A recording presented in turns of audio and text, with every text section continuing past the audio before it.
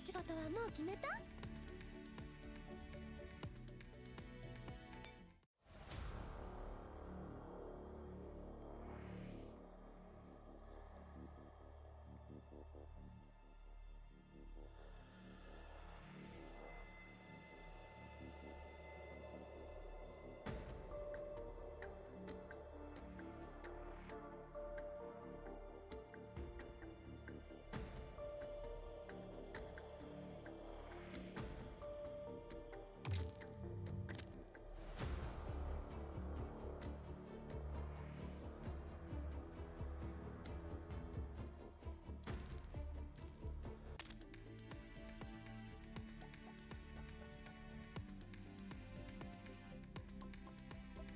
指揮官、デスクをきれいにしといたよ。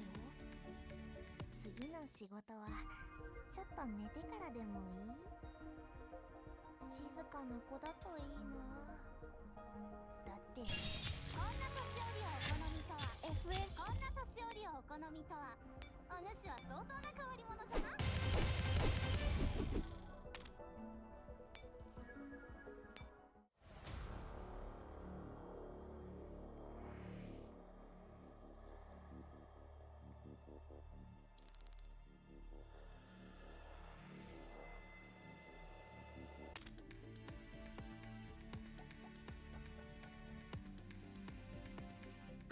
指揮官、今日の仕事はもう決めた？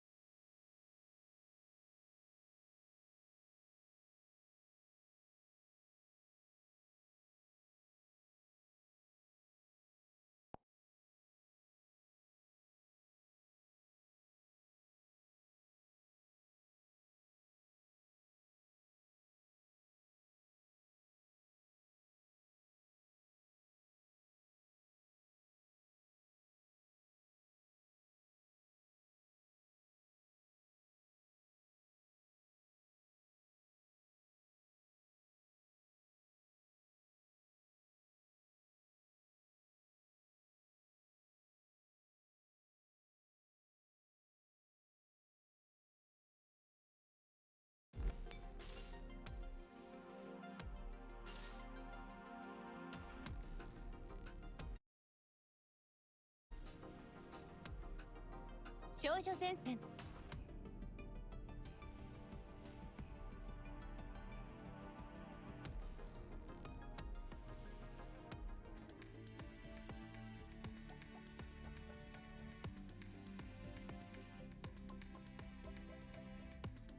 指揮官、デスクをきれいにしといたよ。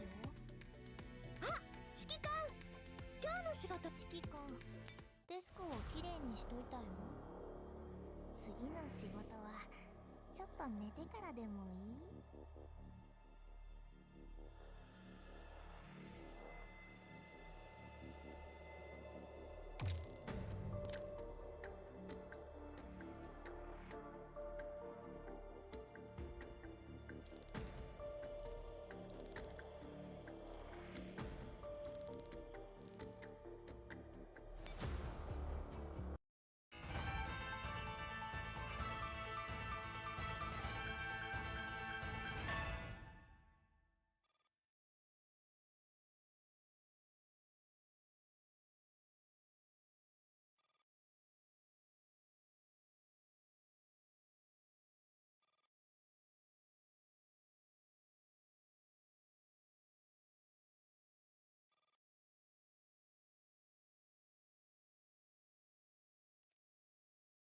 ？Game's pretty laggy for some reason today.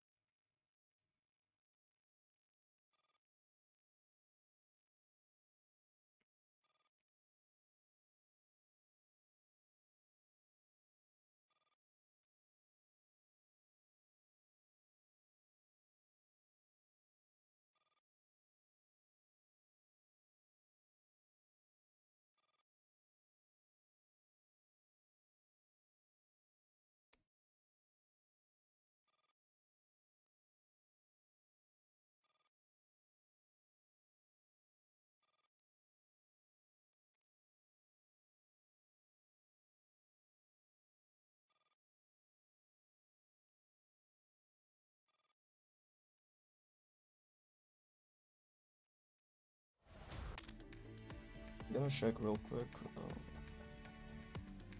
the frames, because they drop down like to nothing.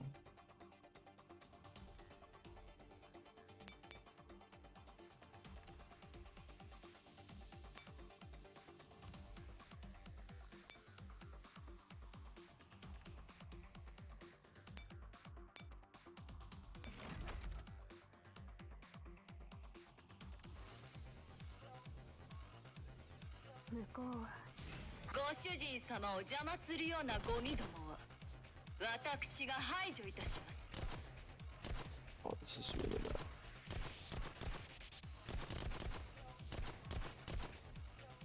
Okay, I'll try restarting. I have no clue what's going on. This is the first time it's done this in a while.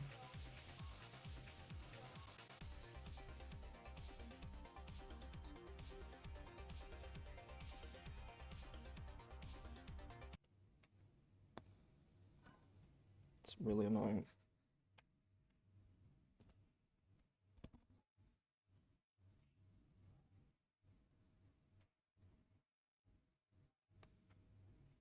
BlueStacks just kept crashing on me, so I updated it. I think that's the biggest mistake. Let's see if I can fix something else.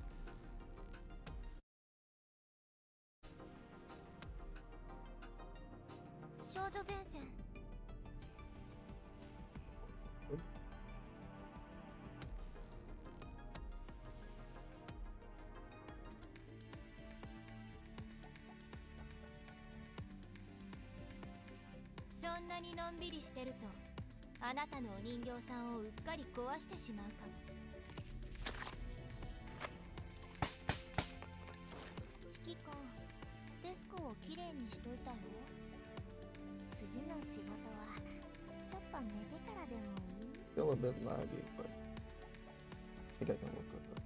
あ、指揮官。今日の仕事はもう決めた？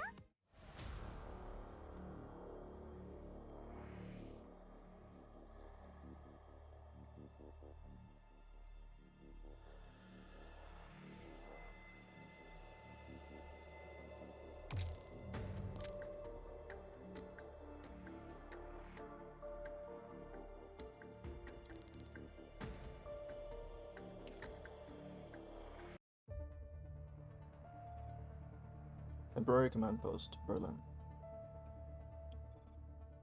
What happened to Magdalene was horrible. Did it all that just because they thought she was a pan-immunosome? If you've seen what Paredes has done, you'll know that this is just child's play. She's no longer the person she originally was, and if she has some kind of ulterior motive, it'll only lead to a greater disaster. Hey, don't you have any sympathy? Quiet. The commander's giving orders. Organize all the fragments related to the terrorist attack and send them to the Earl. Ask him to send us some of these coordinates. Yes, uploading now.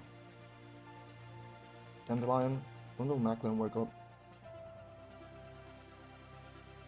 She'll regain consciousness in about 5 minutes. Are you going to resume the interrogation? commander's so cruel. Good thing we're on the commander's side. You're getting the wrong idea about the commander. Commander, doesn't Macklin deserve to know that we hacked into her memories? Yeah, we adults hate people snooping around in our memories without permission. After all, memories are important to us. She's just a Paradise captive. It's not like she has rights or anything. Besides, there's no telling if there's a bigger conspiracy surrounding her. Being hacked is a common thing for Paradise. There's no need to mention it. That's enough. I'll inform her. Yes, yeah, that's a way. Macklin is woken up by the shattering dolls. Do you feel unwell? Macklin looks at her flesh bandages and says nothing. We're not from Paradise. Aren't you? I trusted you once, but I will never trust you again. Macklin, please, calm down. I've told you before, we did this for no other reason than to protect you. Your violent reaction was dangerous, so I had Dandelion hack into your vital virtual consciousness to stop you. I'm sorry. We also looked through your memories without your permission. Commander looks down as they recall the horrific scenes they saw in Macklin's memories. Macklin notices the commander's clenched fists. In your memories, you saw the many disasters caused by Paradise. The NATO reinforcers called it Operation Cocoon. Operation Cocoon? They set off pollen bombs in various parts of Berlin, causing the radiation intensity to go beyond red zone levels. Everyone in Berlin was fleeing, but no matter how fast they ran, they weren't fast enough to avoid turning into elites. Do you know anything else about this? Please, tell me everything you know about where and when this happened. I need to find all the bombs that are hidden and figure out exactly what's going on. Otherwise, The commander takes a deep breath and quells the rage in her heart. I went through a living nightmare when a dirty bomb went off near me once. I know very well how painful and torturous it is to suffer from healing. No for one memories. So I will absolutely not allow such a thing to happen. Please, Macklin, I need your help. You're really not with Paradise? I'm not. In fact, just like you, we are fighting Paradise. But can I really trust you? If you trust me, then I'll trust you. Together, we can stop this tragedy from taking place. Macklin's eyes glimmer as the commander quickly summarizes the images they saw just now. As I thought, I know your memories have suffered severe damage, but please, tell us everything you can remember. We saw scenes of many locations in Berlin being destroyed by Paradise. If their plan succeeds, all of Berlin will suffer the same fate. Can you tell us where these places are? It's not that I don't want to tell you, but my memories are so jumbled I don't know where to begin. The commander and the dolls fall silent, and that makes Macklin more and more uneasy. I have many images in my mind, but I can't put them together to form a complete story. That sounds very similar to the environment of your virtual conscience. Also, you mentioned something about curing Elid before you passed out. How do you do it? With my blood. Sorry? Well, not directly using my blood. It's more like my blood is the raw material, which is then processed. No wonder you said everyone wanted to kidnap you. If what you say is true, then there must be a place where they developed a medicine that can cure, or at the very least, slow down Elid infection by experimenting with your blood. That must be where you met Morida. This place is closely connected to Paradeus. Am I on track so far? Yes. Is the medicine genuinely effective? It worked very well when I used it on other refugees.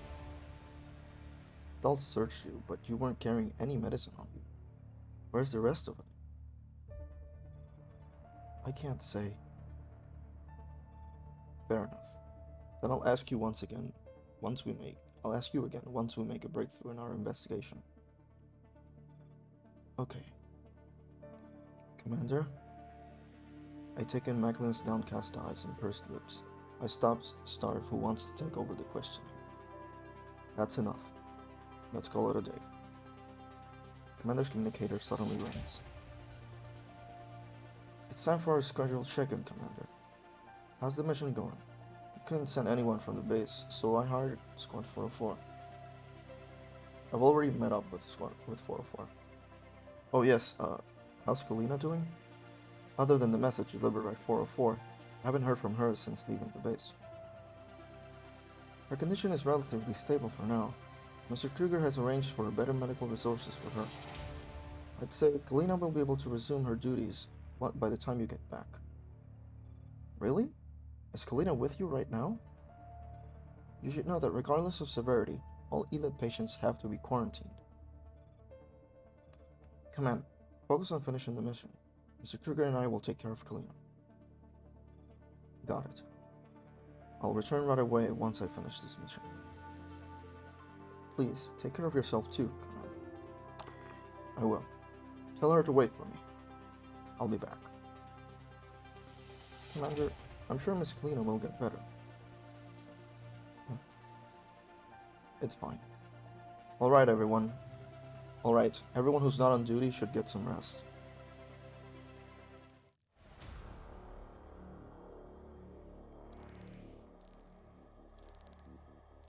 The menu is like laggy, but so far in the game itself is not, so let's hope that doesn't translate to the gameplay.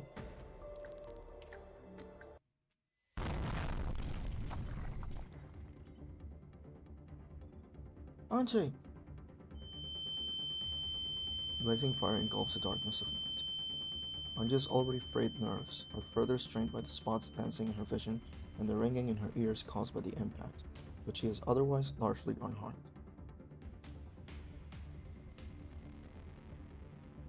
Well, her subordinate's face appeared before her eyes. The last time she saw 12 looking so weak and shaken was when she fought that man. Deep breaths, Anjay. Deep breaths. 12, you... Anjay, look at me. Do you remember what happened? The memories start coming back to her. We were exchanging fire with Paradeus. I saw you and 15 pinning down the Paradeus troops in the warehouse. Then 16 and I killed the Black Nito together. After that, Anjay recalls a dazzling flash of light. After that, the White Nito blew up the warehouse. You dove on top of me and carried me through the window. Good. Looks like you've got all your marbles. But you... That's when Anjay notices the bad shape that 12 seems to be in. He looks terrible. Don't worry, I'm fine. Just a few mangled components jamming my joints. I need emergency repairs for it to move. Anjay wriggles out of 12's arms and gets on her feet rather unsteady. For her, what was once a white building has been reduced to a pile of rubble. All those formulations being loaded into the crates are now nothing but dust. A tall figure suddenly gets up from the ground. All the broken bricks, tiles, and dirt fall off to reveal 15. 16, who has been shielded underneath her, seems to be uninjured, albeit a bit rumpled. RPK, perform emergency repairs on 12. No can do. Even I can tear out her broken parts with their hands. But don't worry, I'm sure the Iron Will 12 will hold out just fine. When I can stand on my legs again, killing you would be the very first thing I do. You need spare parts? You can take some from me. That would be counterproductive. You cannot afford to undermine your performance in battle. That will prove fatal for Anji. Just get me back to the apartment. 94 has the necessary tools. Where's Denito? 15 scans the surroundings and shakes her head. Gone. I'm not seeing her remains, so she must have fled. She escaped? Why? I don't know. Shouldn't we also retreat? We're in no condition to initiate a pursuit. You're right. Besides, we've already got what we are after. Anji lets out a long sigh. Investigate the scene and gather all the clues. Once we pass them over to the Earl, we'll have enough evidence to accuse Gray. Provided that, we can actually make it back. What? The square is cut off by the sudden wail of ear-splitting silence. In the blink of an eye, people in police and security uniforms swarm in from all directions. You're all armed and making a beeline for Anya. Don't move! Drop your weapons! They move in quickly and without any obstacles around. Anja can only watch as they soon have her firmly surrounded. 15 and 16 still hold on to their weapons, fall back to protect Anja's flanks. 15 is radiating so much murderous rage that most of the security guards aim straight at her subconsciously. No, this isn't right. There's nothing subconscious about this. They are clearly hostile and have an obvious target. It's only natural that an explosion would draw the attention of the authorities. But there is private security personnel among this group. They're working together. What does this signify? We meet again under strange circumstances, Miss Angelia. You. Someone Angie absolutely dreads to see appears before her. The mixed group of security guards and police officers part like the Red Sea before Moses, leaving a path for Gray to saunter along towards Angie. Well, don't just stand there. Search the scene. Before engaging Angie in conversation, Gray waves to disperse the troops gathered around. Except for a small group still holding Task Force Defy at gunpoint, the others scatter at Gray's command. They cordon off the site of the explosion, start cleaning up the remains. They work in an orderly fashion and protect in perfect coordination with one another. Wait, those are... Stop! Aja wants to intervene, but several security guards next to Gray stop her in her tracks with raised weapons. 15 steps in front of Anja and glares threateningly at them, but they don't seem at all intimidated by her impressive stature. Damn it. Anja watches helplessly as these people gather up all the remaining formulations and a few unrecognizable corpses, with hard-earned clues and evidence. It has been an unexpected turn of events, but even Anja understands why Gray is here. Destroying evidence, are you? Evidence? Gray's brow furrows in apparent confusion. She eyes the ruins and glances at the security guards around her. There seems to be some kind of misunderstanding, Miss Angelia. This is Galatea's storage facility for experimental articles. There's nothing but Idun CERN here. The guard standing next to Gray speaks up sternly at her signal. Who's that going to fool? I don't know. Who do you think? Gray smiles meaningfully. Trust the Berlin police's judgment, Miss Angelia. Your government will never betray you. This isn't my government. Besides, the police? Angie snorts and glares at Gray, whose face is illuminated by the dying flames. This place is over 6 kilometers away from the city, with no direct transport access. How could the Berlin police arrive so quickly? Not to mention, there's such an amazing teamwork between these police and your mercenaries. They're all working for you. Anya lifts her chin defiantly, and her dolls take another step forward. The standoff grows and increasingly touch and go. You aren't even bothering to play innocent. In other words, you don't plan on letting me leave, do you? 15's eyes flicker dangerously. Her weapon is trained directly on Gray. 15, stay calm.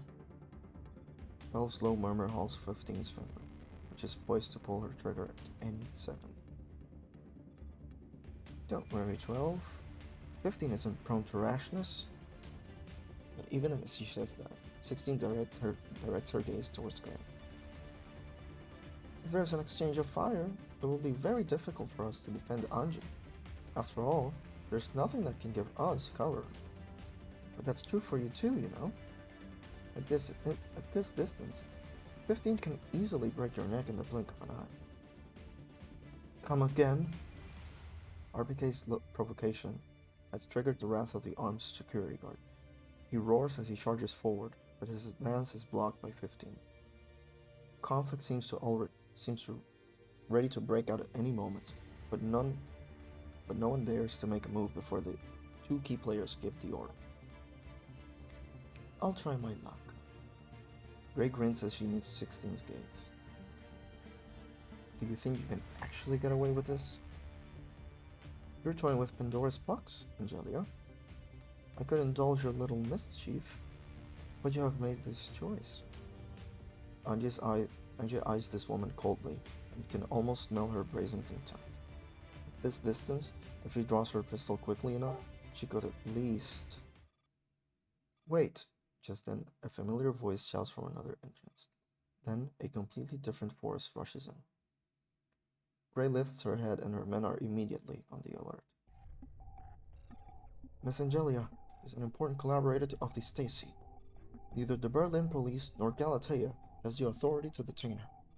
I'm taking over the situation from here.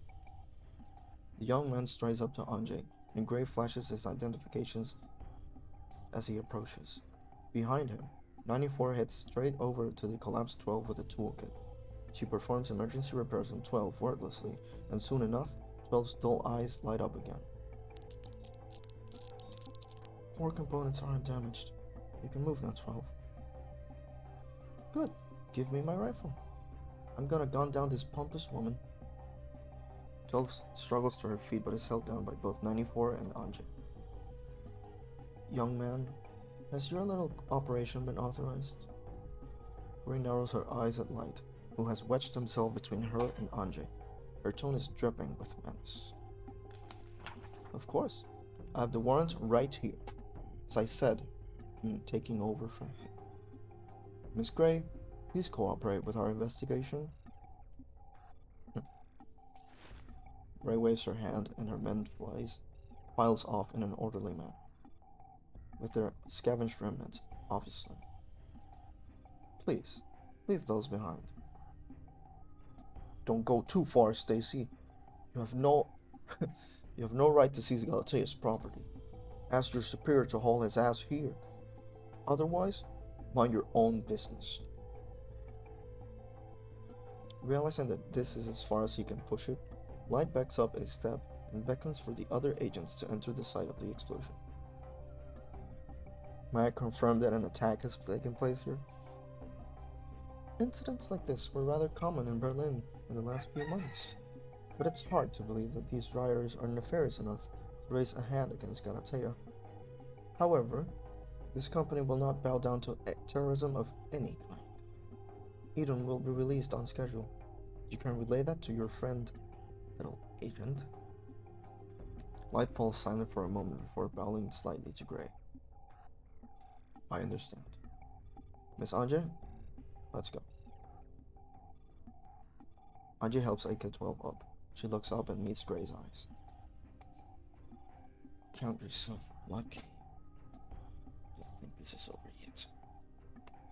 After watching Anjay leave under the Stacy's protection, Gray turns around and takes in the scene of devastation. We're leaving too.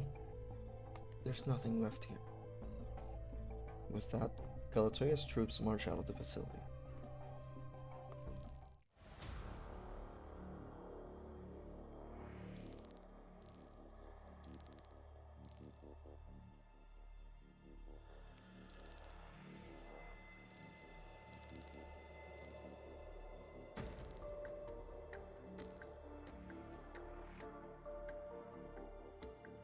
don't know if I'm better off reading a single storyline first and then the other.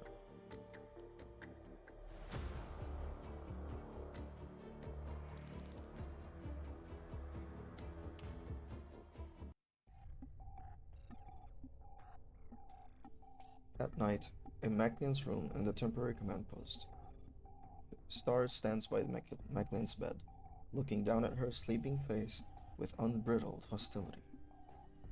Stop pretending. I know you're only faking it. Deep in the realm of sleep, Maclean does not respond to Star's accusation. I never thought dolls could go crazy. Until tonight.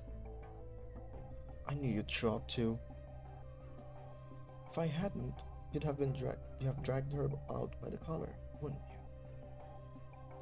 Did you come here just to take shots at me? Of course not. I could have done it during that day too. You're also suspicious of her. Well, not so much suspicious as curious. Maclean's virtual consciousness is unique. Chaotic virtual consciousness is commonplace in Paradeus units, but this is the first time I've seen such a spectacular mess. And that doesn't even begin to cover how she actually has scenes in her head which seem to foretell the future. I just think she has an ulterior motive. For all we know, getting caught by the commander was part of her plan. Well, I don't see why we can't carry out our respective investigations. Dandelion looks down at her arm, which Star is holding in a vice-like grip. I'm not specialized in electronic warfare. So you want me to build a link for you to enter Maclean's virtual consciousness? Yes. That is no problem at all. You just have to beg me. Dandelion feels the grip on her arm tighten even further. You do know that Anito's body has no sense of pain, right? Cut the crap and build the link. You have a very interesting way of begging for help. I don't want to go out of my way to make things difficult for you, so how about we make a deal? What do you have in mind? I want 10 instances of immunity. When I invoke them, you cannot attack me for my words. You're not willing? Forget it. Fine, it's a deal.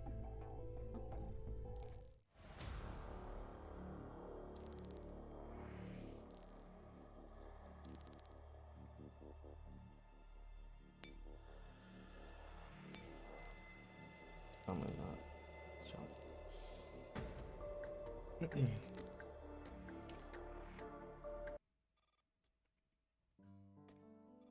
In the afternoon, Maclean has briefly woken from her slumber. Blearily, sorry. The doll is sitting by the bed with her eyes closed.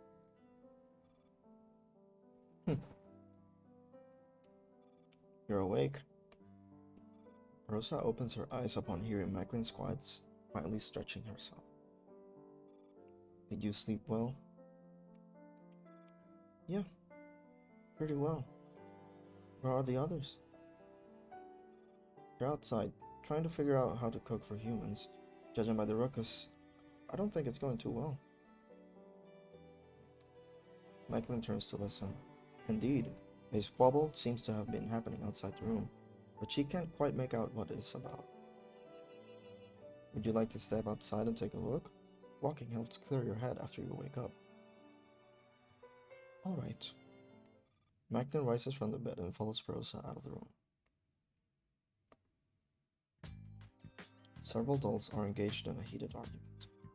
The stove is covered with several hands of sharp, unidentifiable objects. I can't stomach your cooking even with my taste model switched off. What do you know? These snacks are part of my private reserve. But that doesn't mean you can fry them. The commander wanted some hot food. What are you arguing about? Rosa said they're debating whether you can deep fry cookies with other food ingredients. Hurry up and think of something. Rosa, they've ruined several plates already. Macklin walks up to the stove, lightly breaks off a small chunk of the unidentifiable black substance, and tastes it. This is... A pungent stench of fish wrapped in a sick-inducing sweetness washes over her, rushing into her mouth like a gigantic deep-sea shark and trying to burst out of the top of her skull. Macklin's legs give out as she crumples to the floor. Macklin, are you alright? Get some water. Quick, rinse her mouth out. I have a feeling this is a prank. Rinse her mouth out with the water. Macklin finally comes to after they pour big mouthfuls of clean water into her. After seeing Macklin's reaction to just a tiny bite of their cooking, Colibri and Duringer are even more crestfallen. Keep an eye on Macklin. Let me handle it. Huh? I haven't seen Perosa cook in a while. Let me help too. Perosa skillfully descales and washes the fish. Then she chops its head off and debones it before cutting it into onions and covering them in flour. After that, Perosa places the prepared fish and the fries that Fedorov made into the hot oil. Soon, there is a golden brown platter of fish and chips on the dinner table. Wow. Perosa, you're amazing. It smells delicious. Perosa puts a portion in front of Macklin. This is yours. For me? Thank you. The dolls look enviously as Macklin picks up a French fry and puts it in her mouth gingerly. The AR team has finished their shopping and returned to the temporary command post just in time to see this. Wow, smells great. What you eating? You're done preparing the commander's afternoon tea? I'll go call them now. Star heads over to the commander's room. Looks like English cuisine. Man, this reminds me of our cafeteria back at the base. We'll be able to eat there once we get back. Macklin slowly chews the fry in her mouth. It's crispy on the outside but fluffy on the inside, cooked with practically no added flavoring. The only thing that she can taste is the natural fragrance of the potatoes. Does the food in your cafeteria taste good? The Earl doesn't like cafeterias and he says there's a risk of being poisoned. Huh? But the food at ours tastes great. We've got food from all kinds of countries. Like, when it comes to potatoes alone, we have American fries, English chips, Italian mashed potatoes, Chinese potato floss. Please, spare me. Macklin looks down at the fish and chips on her plate. Just a moment ago, she had thought that they were quite delicious, but all of a sudden, they seemed rather tasteless and bland. Oh, don't be so down. You may actually get to visit the legendary cafeteria one day. Really? I believe the Earl means for us to stay and operate with the commander on a long-term basis. The fact that we still don't know enough about Paradeus. We'll be able to learn a lot by following the commander. Wow, I'm really looking forward to it. Macklin finds herself nodding too as she picks up a cup of tea. So, how about saying hi to everyone? Saying hi? Well, you make a video to say hi and introduce yourselves so everyone at the base can get to know you ahead of time. I'm sure the commander won't mind. I'll confirm it with the commander later. The members of Squad Griffin all turn to look at Perosa. Well, since you're obviously really looking forward to it, I can't bring myself to say no either. Awesome. Let me go clear myself up.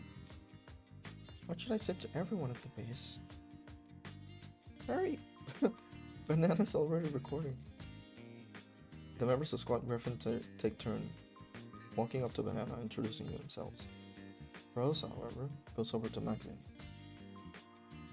Aren't you coming? I'm not sure I'm welcome there.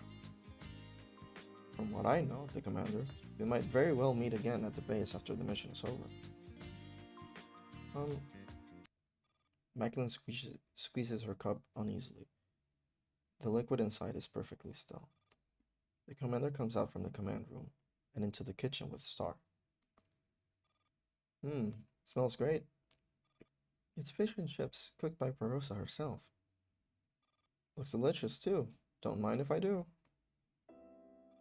Commander, I want to make a video squad Griffin saying hi to everyone back at the base. I'm sure they'll be happy to know that we're getting some nice additions. Sounds good to me. Commander, Macklin hasn't introduced herself yet. Perosa smiles and drags Macklin over. She blushes bright red, not knowing where to look. Commander, she's not... It's fine, 15. You've seen the bunch from Sanguis Ferry having fun at the base. The commander shoots Star a placating look and plunges the plate off her fries towards her.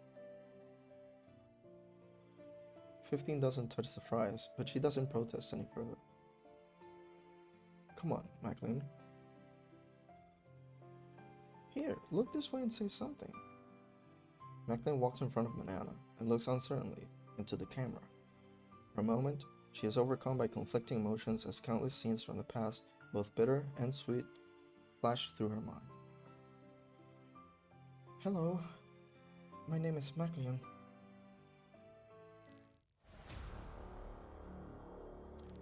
Well, if it's a Paradise plan, it's working perfectly, I bet. Night Festival. After departing from the storage facility, Galatea's convoy drives out along the bumpy road. But instead of returning to the city, it is headed somewhere even more remote. It travels beyond the quarantine wall and out of the decontamination zone. When it reaches a stretch of no man's land, it finally comes to a halt. Miss Gray, we're here.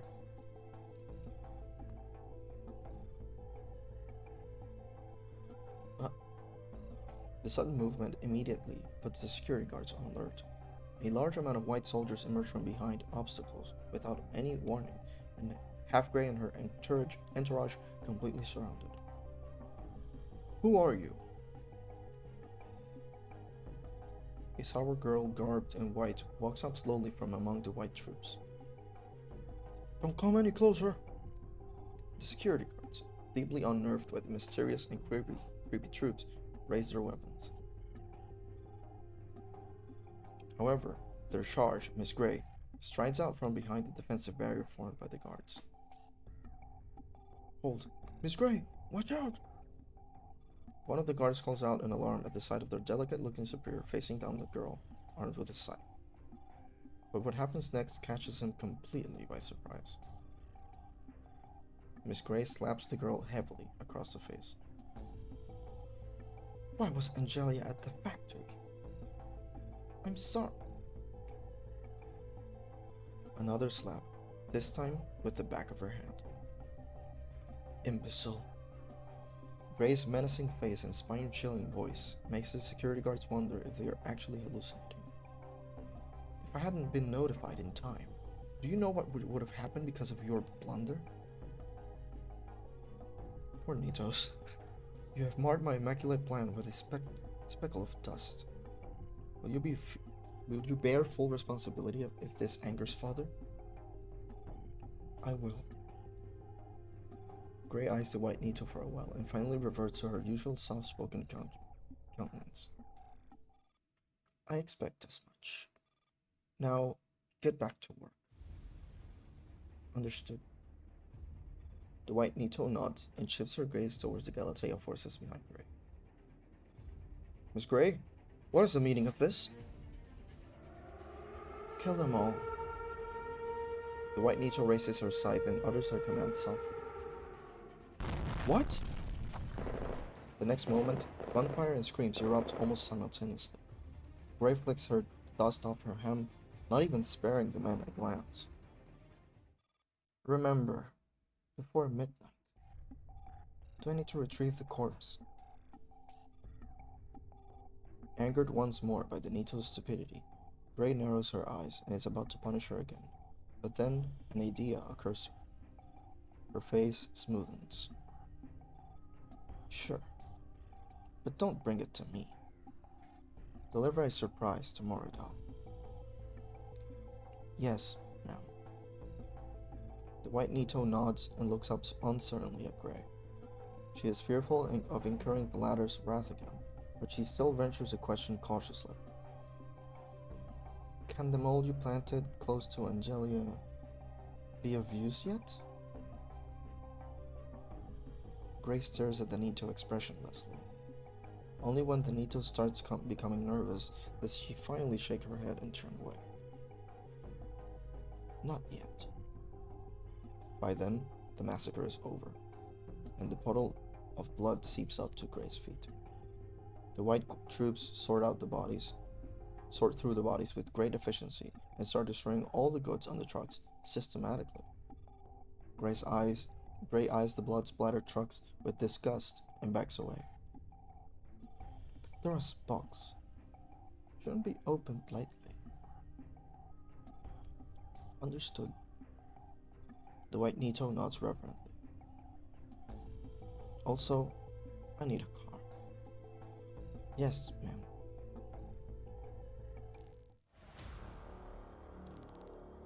The mole. Poor Angelia, she's always working with moles.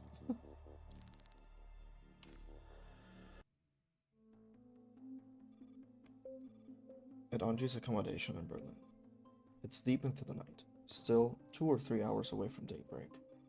Anji and her subordinates are in varying states of disheveledness, but they have finally made it back. From the moment they left the storage facility, Light has been following Anji without a word. He silently escorts Anji, who is just as silent, all the way to the safe house. He shadows Anji's footsteps until they reach Anji's door. The other Stacy members have returned from their original posts, but Light seems intent on staying. Anji comes to a halt in front of the door.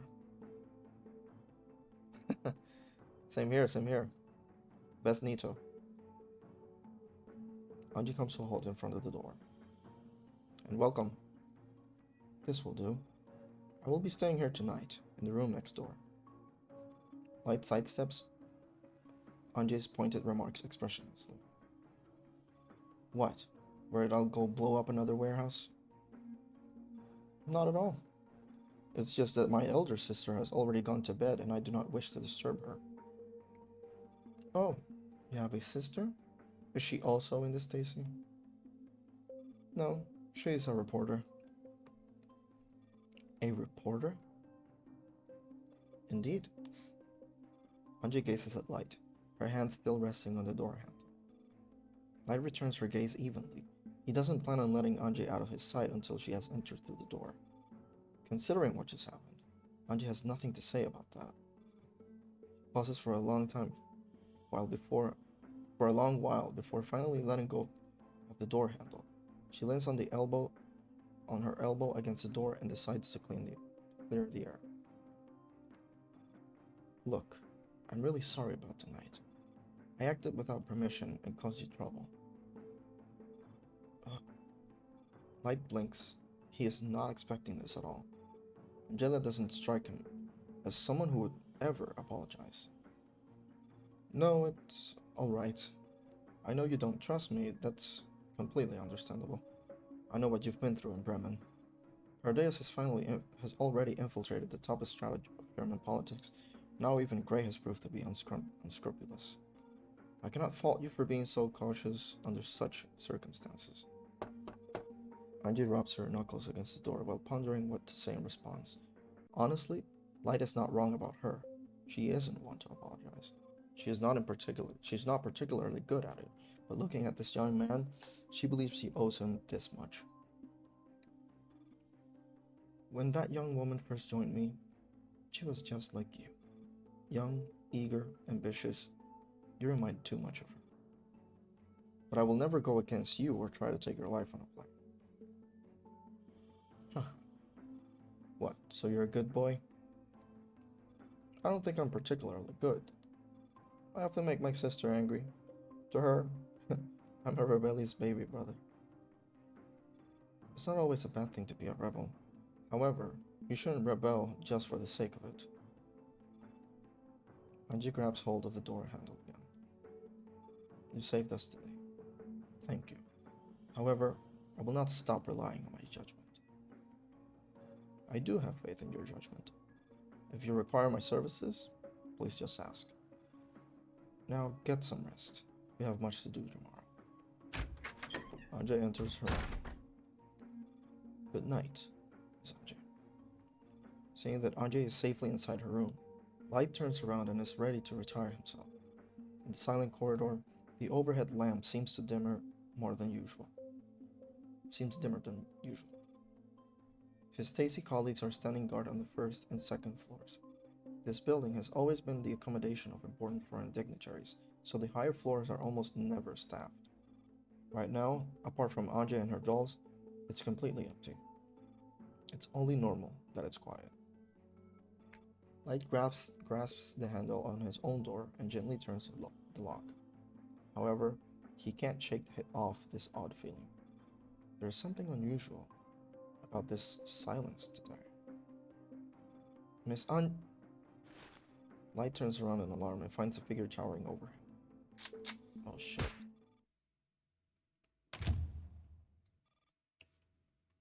Once inside her room, Anjay isn't at all surprised to find 12 sitting next to the window.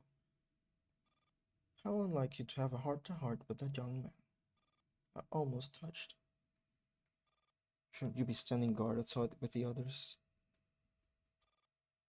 I'm wounded and deserve some rest. Besides, I have a feeling you'd want to talk. Anjay walks down around 12 and draws the curtains before sitting down on the chair next to the bed. You're too tense. Are you my psychotherapist now? I thought only RPK was into that sort of thing.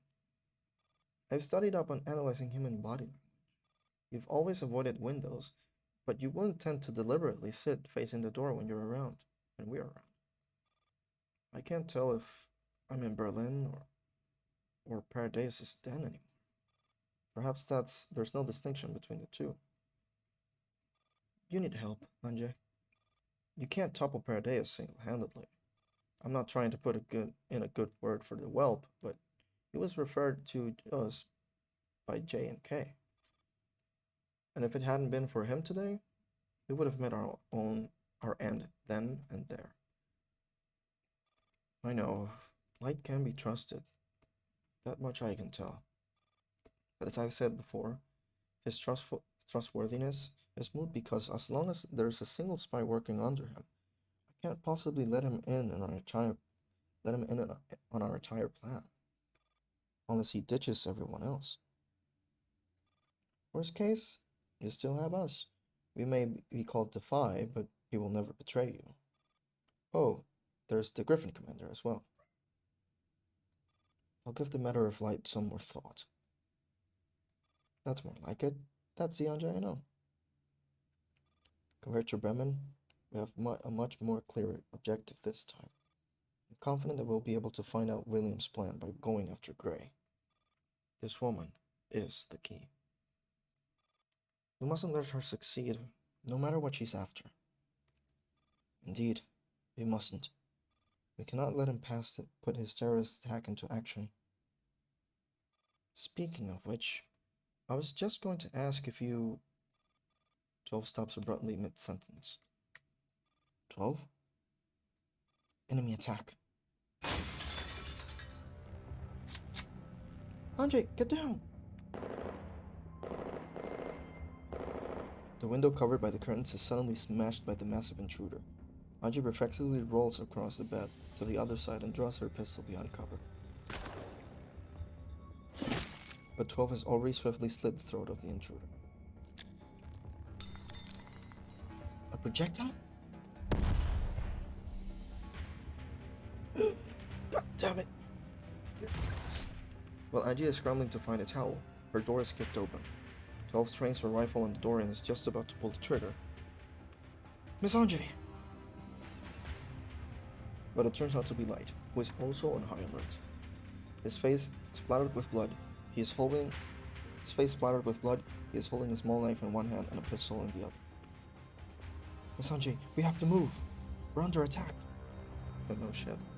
Oh, I'm not blind.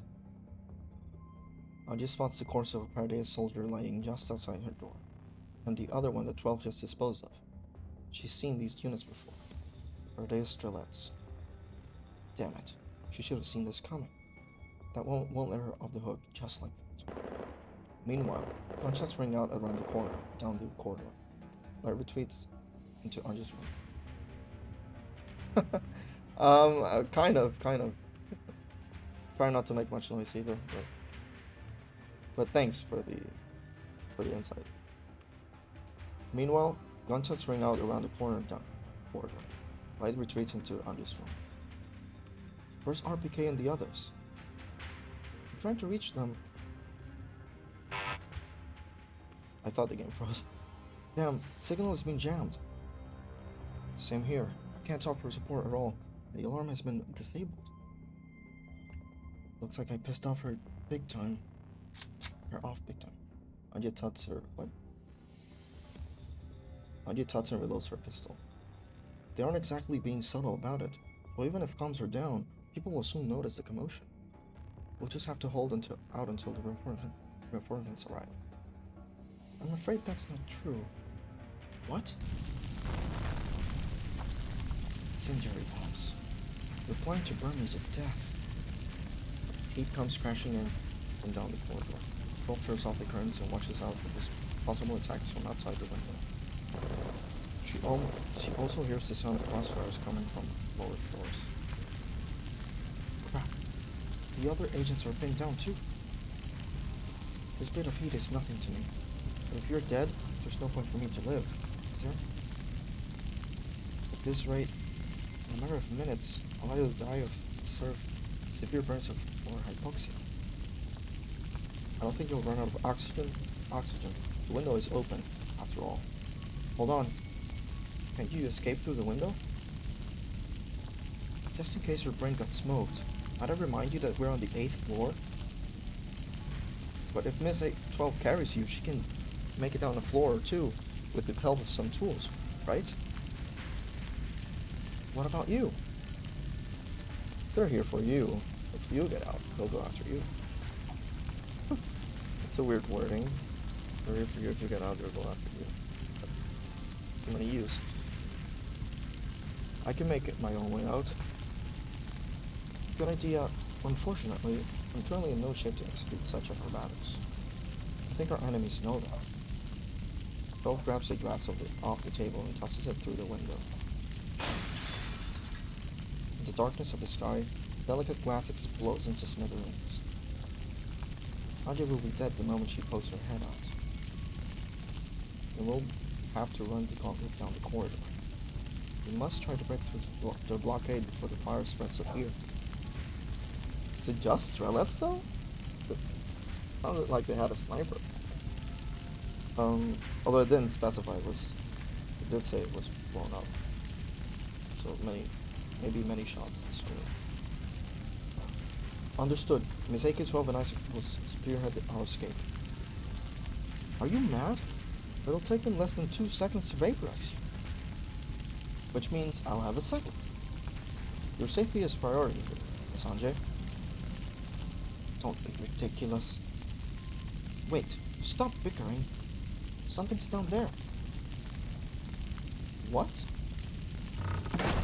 While Anja and Light are still arguing, they sense a massive impact underneath their feet. Yeah, it's like they're really under attack. Many Strelets or something. The cracking concrete starts falling under gravity's pull. Then the two humans follow suit before they can react. What the hell? Couldn't you think of a better idea? In the split second before landing, 12 grabs Anja and cushions her palm with her own body. Her already damaged body proceeds and produces an ominous crack. Still in a daze, Anja hears her 12's exacerbated gripe, followed by another familiar voice. To tell the truth, Tier 12? No, I honestly couldn't. They've cut off all access to the 8th floor. Besides, the fire is spreading quickly and I can't risk having Anja use fire escape. RPK? Bar 15 and 94. There are Nitos and Paradeus death squads in the lower levels as well. They're good at sneak attacks, which makes them rather tricky even for Night 15 and 94 together. I reckon those could be a diversion, so I came up on my own. And sure enough, Light grips his foot and lets out a groan. Light, are you alright? I'm not sure. I'd love to apologize, but this isn't really the time. It's the quickest way I can think of getting you out. The only drawback is how much attention it draws. The only drawback? You're too lenient about your own tactic. Light bites back the pain it gets on his feet. He stumbles immediately and collapses into the rubble. Yeah. You don't look okay at all. I'm fine. No, you're right. I'm not fine. I must have twisted my ankle. Uh-oh. Can you walk? I can, but I can't go with you. I'll just slow you down. Let's split up. What are you talking about? I might as well be sending you to your death. Don't worry. It'll take more than that to kill me. After all, I'm the Stacy's rising star. Besides, the target is you, so they'll most likely just ignore. Light flashes Anja a dazzling grin, though Anja has little patience for his charm under these circumstances. You can dream of being a hero when you're actually asleep. I'm not leaving you behind. I'd like to say the same to you, Miss Anja. This isn't the time for nonsensical sleep talking, but we don't have much time. But we don't have much time. As if to lend weight to Light's statement, Paradeus fires more shots. Target located. Execute extermination. I think it would have been better like execution commencing or something. But you'll feed on them. Here they come. Damn it, not giving us even a breather. They're hellbent on killing me. They have squads guarding the other end of the passage. They'll just pin us down if we force our way through. We prefer to get Anja out of here. Someone will have to draw their fire. Oh my, then I suppose it's time for our greatest squad leader to shine. That's right. Wait, you're being serious? It is the only way. In your current state, you do know how that'll end up, right? I'm not an idiot, Q. Of course. It isn't a bad idea. At least you won't be here to boss me around for a while we're in Berlin. Though Anja will probably get lonely, don't you think? Do you want to cover our retreat? No way. I have no spare bodies for you right now. I'm smarter than the two of you combined. Classic 12. If I said there's no other way, there is no other way. Anja, I've told you many times. You must prioritize your own life. Don't get yourself killed because of Dawn. There are battlefields more worthy of your sacrifice. RPK? What are you sending me? Command authorizations? I'm the new squad leader? For now. If anything happens to Anja, I don't give a damn about what Shaw has to say. It will make you wish you could access your own base code. I am terribly flattered. Miss 12 and I will draw their enemies in different directions. Once you make it out, the pressure on us will lessen immediately. If you want us to survive, play as fast as you can. But don't worry, I'll be fine. With Miss 12 drawing most of their fire, I'll do my best to stay alive. Save your breath, Anja. Look, they're volunteering as tributes. Besides, even I can't think of a better way. I will get you safely to 15 and 94. Fine. Let's go. Maggie sets her yawn, takes one last look at 12, who's bracing herself against the corner, and Light, who's sitting on a pile of rubble covered in dust but still smiling at her, before finally turning away and taking off with RPK 16. Yeah, I've been kind of spoiled. Anyways, back when the event first released. I mean, to be honest, if you haven't been spoiled at this point about the biggest thing in this event, you're lucky. Honestly. But I know there's more to come, so I don't think that's the only thing about the event. Light tosses all her remaining magazines and micro explosives to 12. What about you? They say people speak kindly as their death draws near. You're not planning to die here with me, are you? Of course not. I've simply come to the conclusion that I have a better chance of survival if you have bees. I'm just going to sit right here. As long as Frau Anje makes it out of our reinforcements alive, they won't waste any effort.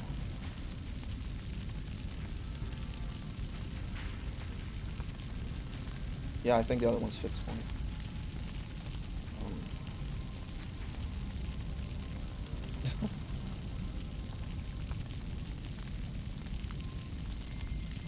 Yeah, I think the only ones so far released have been Konkonga Recurrence and Fixed Point.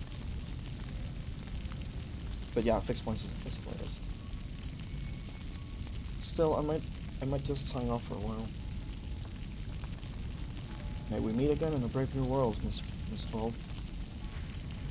Cut the crap. 12 jams the fully loaded magazine into the mag well of the rifle and racks the action deftly. Time to show those Parade's brats what a true tactical doll is made of. Hell yeah, give him hell.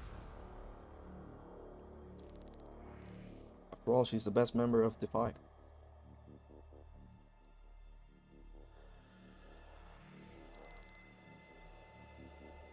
Oh god, an EX mission.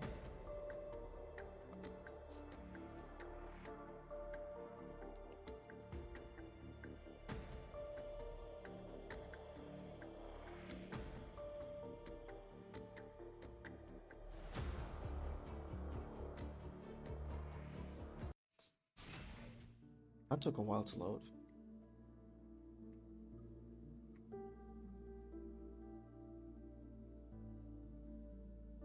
Oh, that's interesting. I'll be honest though, I'm not that interested in Neural Cloud, mostly because it's a spinoff. I am interested in GFL2 because so far it's going to be the only thing connecting to Reverse Collapse, and I'm really interested in seeing what's the conclusion so far to this universe. With all the shit that has been going on so far. Because so far these events feel more like build-ups to what's going to occur finally on Reverse Collapse. But I don't know if they can keep up this whole building up all the way from even through GFL2. Assuming GFL2 is going to have a similar lifespan to the first one, I think that would be a little overkill. Personally, I would have preferred if they would, instead of making a second one, would focus solely on this one and PNC to have a spin-off, and then focus on Reverse Collapse, but just my opinion. Yeah, like so far they have not shown anyone from Defy. Although Star is in the game, that's a plus.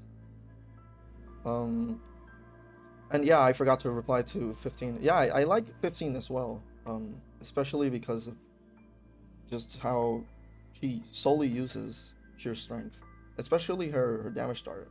I think that's one of the best, if not the best, damage dart in the game. I wish more T-Dolls had damage dart like that, which interacts with enemies. And I've seen her mod 3, which is also really cool. But yeah, we can only hope fixed point gets it fast enough for us to get those mod upgrades.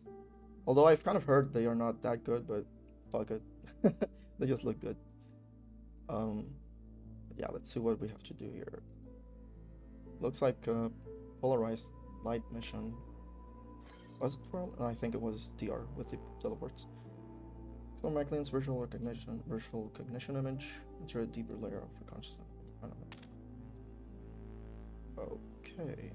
I mean, these beans can be taken out.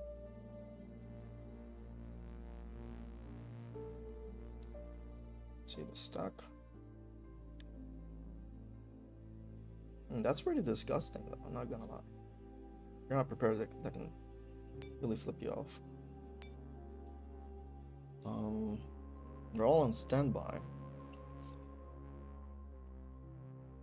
So, I'm guessing I have to get to the radar, but to get there I have to... Okay, so I have to...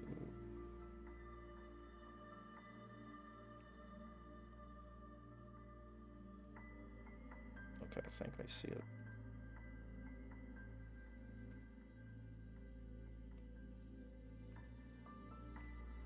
Oh, that sounds like the best AR SMG then, at the moment. I think I saw someone as well farming earlier on Twitch. They had like Suomi mod, 94 mod, I think 15 as well, and some other $2 which I can't recall, and they looked pretty strong. I'm not gonna lie.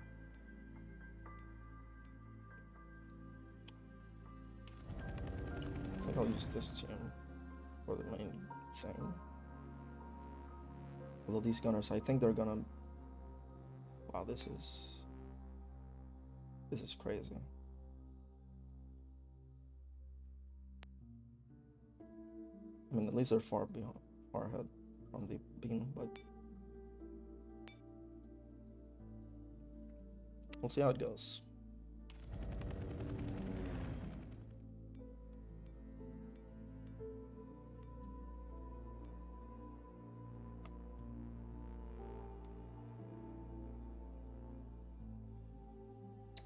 Yeah, I like using sometimes like meme echelons.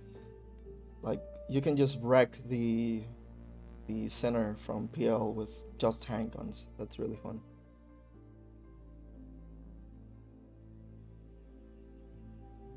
Oh yeah, that's unfortunate. But yeah, I also started playing like in 2021. At that point I played PL, but I think I still was in Singularity, the story. But I just played it anyways. I read through the story. I could only not beat one mission because I had no one that could take care of the patroller in Vacuum Tube EX mission, which was really annoying for me because I did have 5-star. I think I had 5-star HOCs at the point, so the shields were not the problem, but rather like the patroller itself was too tanky, and the gunners it had, they were really toxic. But Singularity taught me that you do need certain teams to beat these campaigns, which in a way is, especially if you don't play or pay at the moment, or pay too much, because you lack mods and stuff like that. So Singularity taught me that you must, how can I say that? Embrace the Grape, basically. She's just crazy. Like, she's the best T-Doll, I would say, in the whole game. Maybe after M4A1 mod, but like, Kano is just way too strong. She can take out almost anything. And Singularity taught me that you do need her for certain stacks. Otherwise, you're not gonna be able to... It's not like you won't be able to complete the mission, but not as comfortably with her on the team. I think I can put any team here. Actually,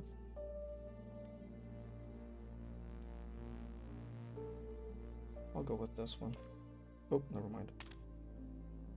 That's weird. 3 heliports, but just 2 echelons. I mean 2 heliports and 1 command post. 行くぞ But yeah, then I started at the point I used to look for guides.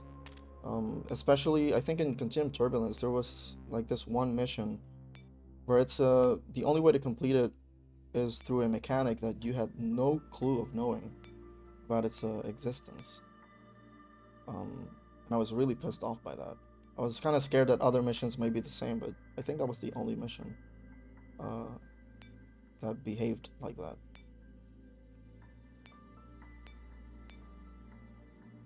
It was really annoying because I had no way of... Wait, this changed. What? Interesting.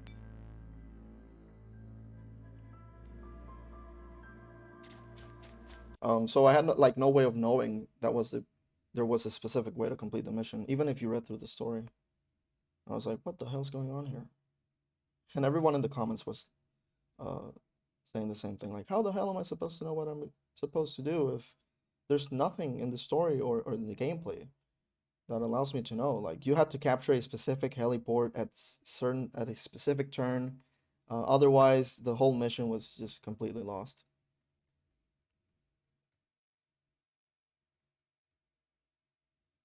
Oh yeah, I think the echelons also depend highly on your RNG, because if you don't have special good equipment for the echelons, you might as well not purchase echelons at all. Otherwise, you're just gonna have so many echelons with good T-dolls, but not enough equipment to compensate for that, for their the goods and for the strengths and weaknesses. So I think that's one of the most unfortunate things about the game, that you sometimes have to be really patient if you want either a certain T-doll or a certain equipment, because otherwise the whole team is not going to work without those equipments. So I do think that's kind of unfortunate. But I think once you get used to it and like you kind of accept that, it's not that you don't care, but you don't mind it as much. Because personally, I did start playing for kind of like the gameplay, but then I kept reading like, oh, the story's getting really good at chapter 10. I was like, that's a long time to go from here, but I'll try to get there. And once I got there, it really did. It was a hook, basically, for me. Because I mostly skimmed through the first chapters. Like, I found them really boring, and to this day, I still think they are. They really don't compensate for how good the game becomes in terms of story after chapter 10, after Singularity, Continuum Turbulence, etc. And even then, I think Deep Dive is also a really good story, but at the moment you don't see it as such because you don't know much about like what's going on. But it isn't until PL where the real conclusion to 45's story in Operation Butterfly comes out, and you're like, oh shit, so that's what they were trying to hint at all the way back in Deep Dive. So yeah, I think the story keeps increasing in terms of what you expect and what it offers, and so far I think it's really good. The only thing that's kind of annoying really are the typos sometimes. No, I'm kidding, but they sort of distract me a bit. Anyways, let's continue.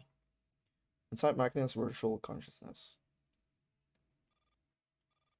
I didn't think this place would be even more of a mess than it looked from the outside. Yeah, same here, like, basically. I got recommended this game by a friend, and then I got hooked. 15, I'm here. Save me. What the hell? Who gave you permission to talk like I'm 4? Oh, so those are the memes. Immunity instance 1 of 10.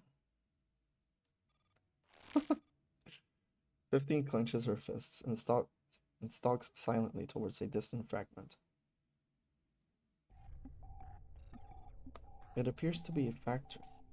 Several white Nitos are checking production line data. I know that I think they're pronounced Nitos, but I don't really like that pronunciation. So sorry if anyone disagrees, but because in the Japanese voice lines from Nito's, they say Naito. So I'm certain it's Naito, but I don't like how it sounds. Have we met our production quota for today? A girl's voice comes out of nowhere. The white Nitos bow respectfully in response. We have met our quota for the day.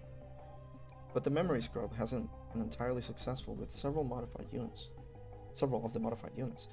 They ripped off their inhibitors and modifications without permission. Did their virtual consciousnesses break down? That's a mouthful. No, their memories have simply regressed to before the scrub modification. They do not remember anything about Father. They have been taken to the detention cell. One of them refers to herself as Adeline and crying about finding a human called Mama. So that's Adeline. Well, tearing off their modifications does run the risk of that. Take them to Father's lab. Yes. We must prevent this sort of thing from happening again. Understood. The girl speaks no more, but the white Nitos still stand rooted to the spot, their heads bowed fearfully. And Magdalene's virtual consciousness. I've already read all of the fragments over there, but the details are still being compiled. Can those Nitos' memories be restored? If the events in the fragments are genuine, then yes. In theory, if you remove their modifications and perform a personality reset, there's a chance they would regain their memories. But exactly how much and to what extent they can be restored, I'm not too sure.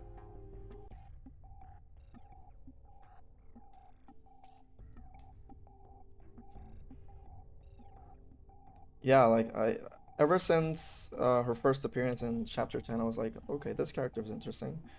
And then the whole fighting with between her and Jaeger throughout both Continuum Turbulence and by the end of Polarized Light, I was like, yeah, this character is just crazy, like insane.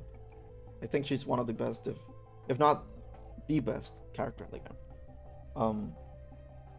After I would say after Kalina, you know, for having to write those combat reports tirelessly. But on a serious note, like, yeah, I like that these events are focusing more on her. Especially because she so far has been like this bridge in terms of the story towards discovering these secrets about Paradeus. Like, I think it was with her when we first learned that Nitos are children that they kidnapped, and in DR we learned that they are kidnapped and processed through a trafficking type of, I think, kidnapping. I'm not sure what to say there, but through a trafficking scheme, if you will. And yeah, I think and her interaction also with Defy is really good as well. They're not all like, yeah, GI or something like, yeah, we follow orders and that's it. But rather they have a chemistry similar to 404, basically. And wish you luck though with the cosplay. Best of luck, honestly. But exactly how much to what extent they can be restored, I'm not too sure. Rather than pity these girls, we have more important things to do. For instance, figuring out when this region appeared. What region? Star 15 looks back and sees a red-colored region that has appeared behind Dandelion at some point. The red is very bright and contrasts starkly with the other areas of Magdalen's virtual consciousness. Stranger still is the fact that there are no fragments in that region at all. It looks like just a big red snowstorm that covers up everything within. Oh my god, her eyes. What? That wasn't there just a moment ago. Yes, once I secured control access over the virtual cognition image, a big region that I hadn't seen before silently appeared behind my back. I also tried entering it while you were still spacing out, but I can't seem to hack it with just my mind. have you heard the saying, if you're going to say something like, what goes around comes around, you can save it. Remember, discovering Macklin's true aim to save our guileless, Gillies, and compassionate commander was also your plan. Huh. So, you think I really don't know why you came up to investigate Macklin in the middle of the night? Just doing it to satisfy your own curiosity? Saving the commander was incidental at best. In terms of the outcome, it makes no difference what my motives are. Shut up and get started. It's kind of funny that you read a mission and then you have to deal with nightmares and being.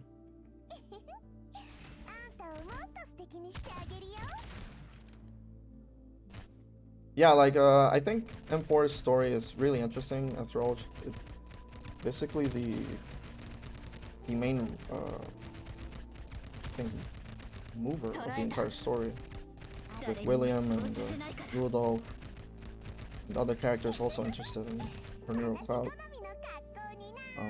for different reasons. But yeah, I think every major thing has occurred because of people wanting her Neural Cloud.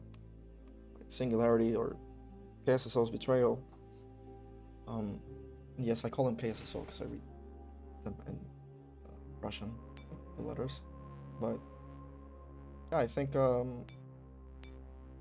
don't know why so many people consider M4 as boring, especially after her mod. Because if it's before the mod, I can be like, yeah, she's this typical shy girl that has to do horrible things, but doesn't want to. It's like, okay, too cliche.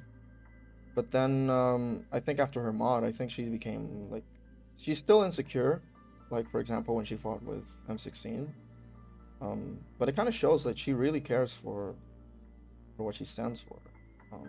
But when she is pushed too far, like she just doesn't give a shit who she has to kill.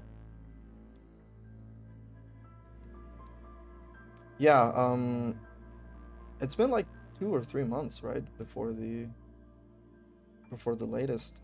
last manga issue, which is kind of interesting. I thought Miruya was in a break, I think shortly after the anime came out, and then it's also like he's in a break as well again, so they are in a break, which was kind of weird for me. But I did like seeing M16's basically chapter 8 adapted. That was really good. It also explained a little more, not so much plot holes, because it was implied that the canon was in a drone in the game, but actually seeing it, like, I think Miruya themselves designed it, so that was really interesting to see. Yeah, it really is. And I do believe by the time, if the manga gets to that point, because initially I saw the manga as, especially after so much backlash, similar to what the anime went through, people were like, oh, they're changing almost everything in the story and stuff like that, and then Miruya had to come out and say, hey, this is actually under Yu Zhong's own supervision, so it's not like I'm making shit up out of my ass and then bam, this is a story I wanted to make. So I never doubted that was the case, because with an IP which is on I think Western media, it's really small, but maybe in China it's not, and especially in Japan as well. I don't think Yu Zhong would have liked to risk this IP and just give it to anyone and that's it. Because he knows that this is, in a way, a hidden treasure in some areas. And I think the anime was bound to suffer from things, especially because it was a studio that had not dealt with anything related to like a war anime. But I don't... The only thing I really didn't like about the anime was the cutting of certain things, like certain enemies that should have appeared, like dragoons should have appeared, strikers and stuff like that. Manticore should have appeared, but they cut out Operation Cube, and it was like, well, that's a weird thing to do. Because sure, Operation Cube didn't really add much to the long term, or I mean short term, but it did to the long term. Like Ouroboros does appear in dual randomness, and she's a pretty big deal in that event as well. So I was like, okay, so how are they gonna explain this? What I did, in terms of the manga, I did like that Arctic Warfare was kind of skipped over or skimmed through, because honestly, not much was going on in that event. Again, maybe indeed they do have impact on long term, like Architect and Gager, but mostly the campaign was just introducing you to new gameplay mechanics, so it really wasn't much. Yeah, it did. It was the event before this one. I don't know how long it's gonna take them to add it to permanent. I think it's gonna be a long time. Not as long as Mirror Stage though, because it's still not out in older servers for permanent. But yeah, it was the event before this one. That's why they make so many references to Bremen and what happened in DR.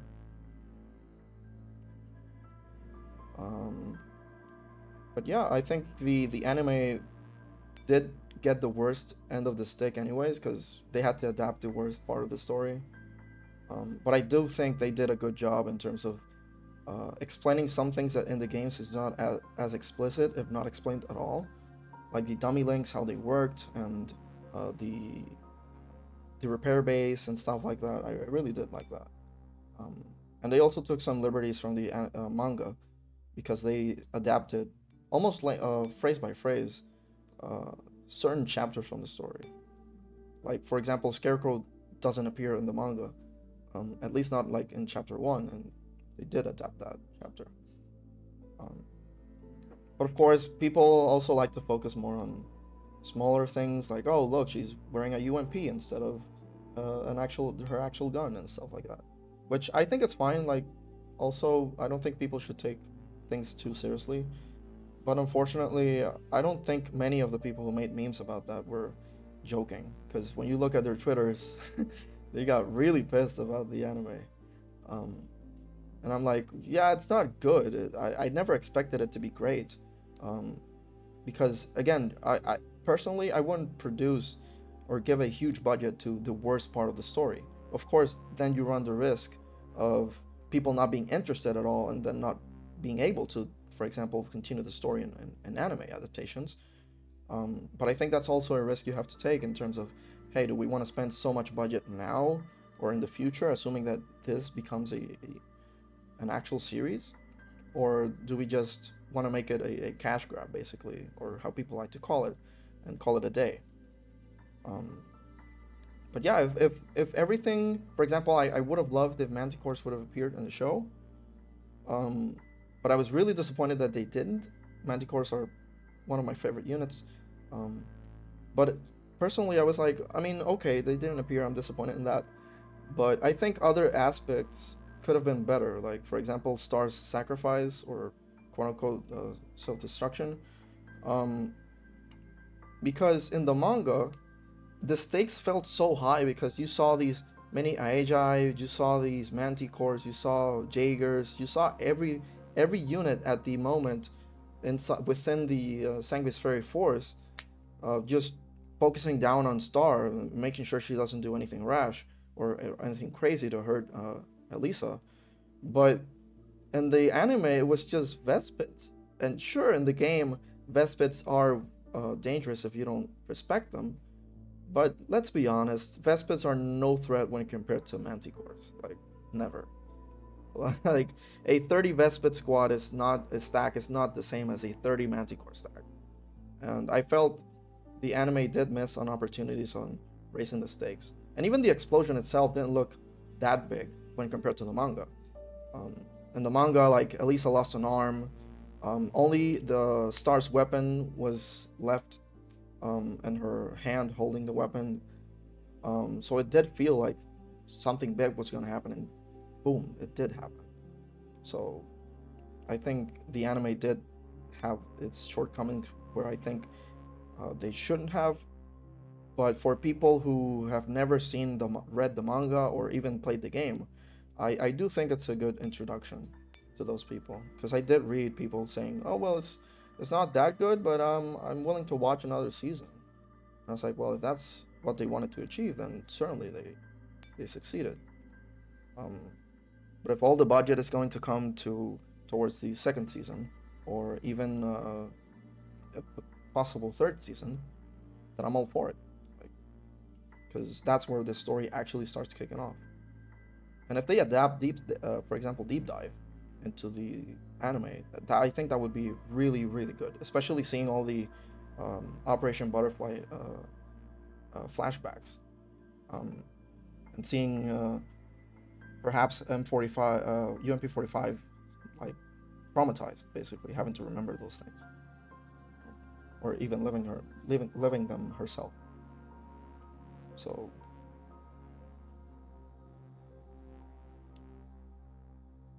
yeah, I do think that the art in the manga is really good in terms of representing what you expect, how the Girls Frontline universe should look.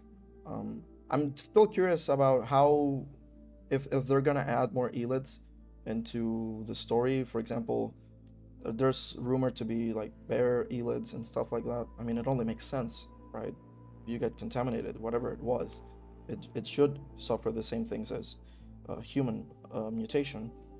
But I do believe it would be interesting. I do think it's interesting. It would be interesting to see new elite monsters in terms of the manga and stuff like that. I mean, if Miharuya doesn't want to do that, I think Tsutomu Nihei would be great to draw really disturbing things related to the elite. So, but yeah, I do believe the manga is doing a really good job in building up something. I just hope it does. Oops, I accidentally clicked something. Okay, I do believe the manga can be really great if it keeps up the way it is. I accidentally clicked outside the stream and deleted my chat, but yeah, in dual randomness, I could make a quick summary. The point of dual randomness was that Angelia was going to investigate, or was it? Yeah, she was going to investigate a certain refuge in which many people who were suddenly behaving. I think they were behaving like differently. I don't remember exactly the beginning, but I do know that in the end, these refugees were all being manipulated by basically Paradeus. She had a mole within her group, well, two moles, and one of them was part of some, I think, mercenary group from Germany and stuff like that. So he got arrested, but the other mole, which was Morido, she got away, and basically Morido's whole thing was to, I think, kind of know how much Angelia knew about Paradeus itself, and also to sort of like try to gain information as to how she gains that information. And I think that's why in this campaign so far, it feels like no matter what Angelia does, she feels like she's two steps back. And maybe it is because they learned how she approached situations and are always ahead of her because of that, basically. Like some sort of psyche eval or something like that. But DR was a really good build-up, especially for what this campaign has thus far been. Because it was mostly, I can't say it was mostly filler, because Architect did have a moment with Gager. Gager thought Architect was kidnapped by Griffin, and Architect told her, no, I'm actually helping them, and indeed you should help Griffin as well, Because Sanguis Ferry has no future. Do you know where the mastermind is? Like, and other things like that. On another side, the commander was trying to develop a new Griffin squad, which is Squad Puzzle, which thus far hasn't appeared anymore on the story, which is interesting. And they were basically sent to scavenge remnants of Sanguis Ferry factories. And specifically, they were supposed to, I think, retrieve Ouroboros' body, because Griffin does have her core, but they don't have a body. But apparently in the factory there were some other cores, and someone of the group of the Squad Puzzle activated the factory by mistake, and then you had Ouroboros again, basically. But in DR, I think the biggest conclusions are basically Angelia has learned how Paradeus operates regarding to both its soldiers and Nitos. For example, Strelets are regular people who have been exposed to Elite radiation, specifically through Epiphylla, I think is the name of the flower, which is a flower that can store collapse radiation and simply disperse it wherever the wind goes, basically, which thus far has also been foreshadowed, or I don't know if it's actually foreshadowed on this event, with the Epiphylla being scattered through Berlin and people dying all over the place because of Elite exposition or exposure. But yeah, I think it didn't have it did have crazy shit going on in it, but it was more like build up, basically. I mean, I guess you could say the same for almost every GFL story. But when you compare Chapter 13 and PL, it did feel like things ended where they were. So, and that sort of justifies a new chapter coming into the game. But yeah, I've been talking too much. I keep playing because I do have to read more. So I'm gonna try to save my voice, because this event is really long in terms of reading. So the original plan was I was going to go through here, which I still don't know what these things do, but originally this wasn't here, which I don't know if I have to. Oh yeah, most likely do. Have to maybe kill these units to change the route of these things, which I should try doing now.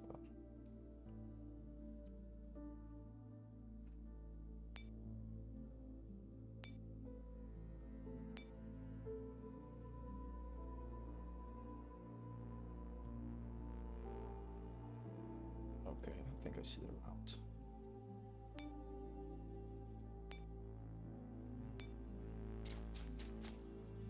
I'll just clear these with this team.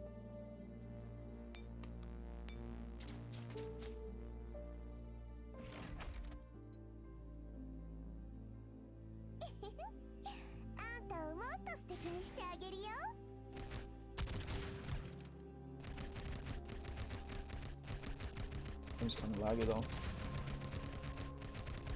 And there goes the bomb.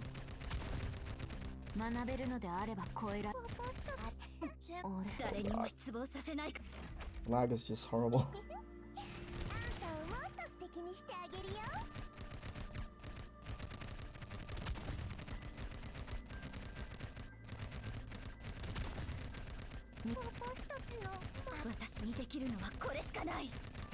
That was pretty good.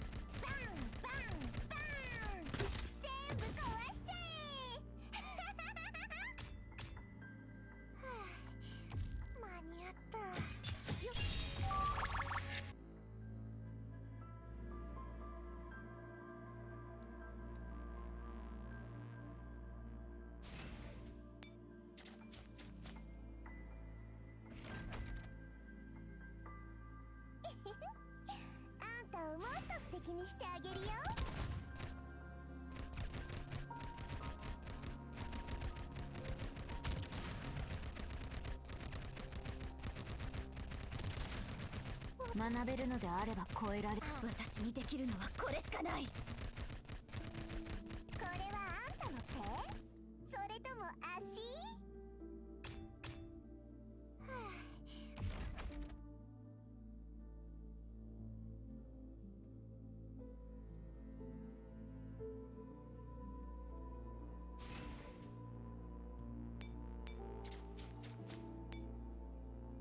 Do they change by turns, maybe?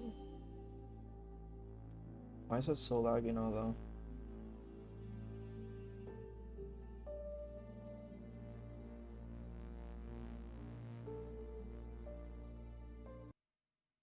Wait, what? Okay. In Maclean's room. 15, I'm here to change shifts. Oh boy. 15? Satu shakes Star's, but Star's eyes remain shut. There is no response. Huh? What are you doing? Dandelion is also here. Oh, I know. You're in Maclean's virtual consciousness. Satu runs in a circle around Star and Dandelion. Are you guys in there? Take me too. I want to go in there and see. Oh god, angry Subline. Why are you all ignoring me? You meanies, I'm going to tell Rowan the commander. Satu turns and is just about to storm off when her fingers brush against a marker in her pocket. Huh, wait a minute. Satu looks back, and her gaze falls on Star's clean face. Oh god, so this is it. It's done. You're an artistic genius, Satu. Satu beams with pride at her work of graffiti. Now for the next one. Satu skips over to Dandelion and raises the marker up to Dandelion's face. Dandelion's eyes suddenly snap open and her hand shoots up to grab Satu by the wrist. Stop it, Satu. Holy! 15 and I are in an argument on an urgent mission from the commander. Don't disturb us. I can help too. You going back to your room like a good girl, you would be the biggest help of all. Huh. A disgruntled Satu tosses the marker away and leaves Maclean's room. Inside Maclean's virtual consciousness, the monsters guarding the blank zone have been pretty much eliminated. Where were you? I was calling you for ages, but you didn't respond. It was nothing. Dandelion eyes Star 15's face with amusement before heading for the heart of the blank region. It's done. So it's unlocked? Yeah. A black cube appears in the red region, and Star's hand reaches towards it. An unfamiliar village. The Epiphylla, oh yeah, there it is. Epiphylla have all blossomed, spewing pale yellow pollen like an explosion and drowning the entire village in it. You've done very well. Oh, it was nothing. We simply did as you told us, Lady Mordo. And now that you have finished your mission, you are no longer of any value. What? With movements that are invisible to the naked eye, Mordo cuts the protesting villager in two. Blood splashes onto Mordo's face, making her look sinister and fearsome. That's unusual. Go see if there's any more survivors in the village. Understood. White Nito surge into the village enshrouded in yellow mist. Mordo licks the blood off her blade and leaves. In an unfamiliar room. On the cold floor. Yeah, like this is definitely a typo. On the cold floor lies the corpse of a woman. Mordo sits before the dressing mirror, looking into it as she wipes off the bloodstains and reapplies her makeup. Hi, Anjay. I'm Mordo, Chairwoman Ulrich's secretary. Delighted to meet you. Mordo keeps adjusting her expression and tone in front of the mirror. Hello, Frau Anjay. I am Mordo Voigt, Chairwoman Ulrich's secretary. What do you think, I'm doing a perfect impression of you, don't you agree? Naruto pulls the corpse up by the hair with a savage grin. Thanks, by the way. Starting from today, I'll be leaving your life in your place. Oh, definitely a psychopath, at the very least. Okay.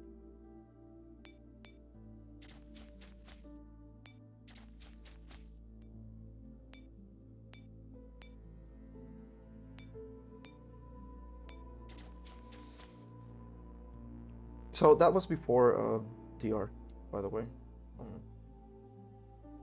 Oh no, I fucked up. Oh, never mind. That was from time. Yes.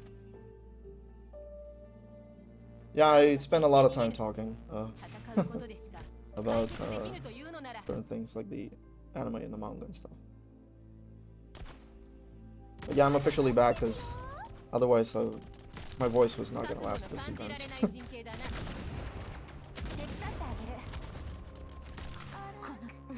What the? Oh, there was a bomb.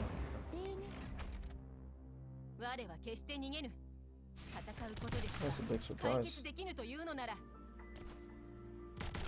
Oh, right, the bomb was thrown.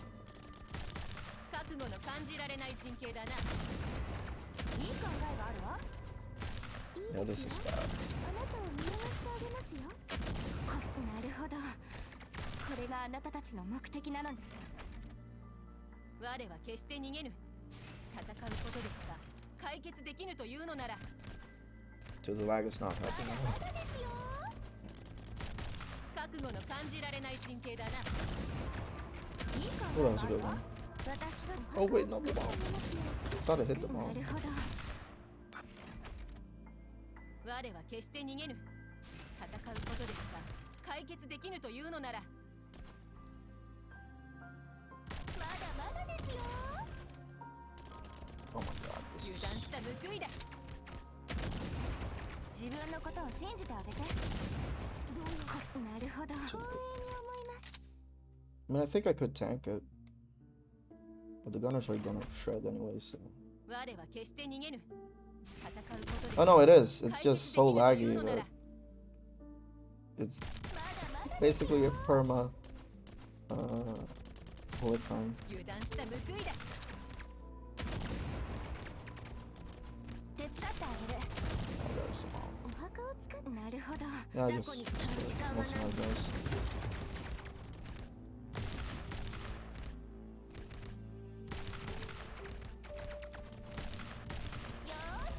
これでバッチリです。どうやらまだ万全な準備。いい考えがあるわ。 There's no damage. 先に帰るの？我は決して逃げぬ。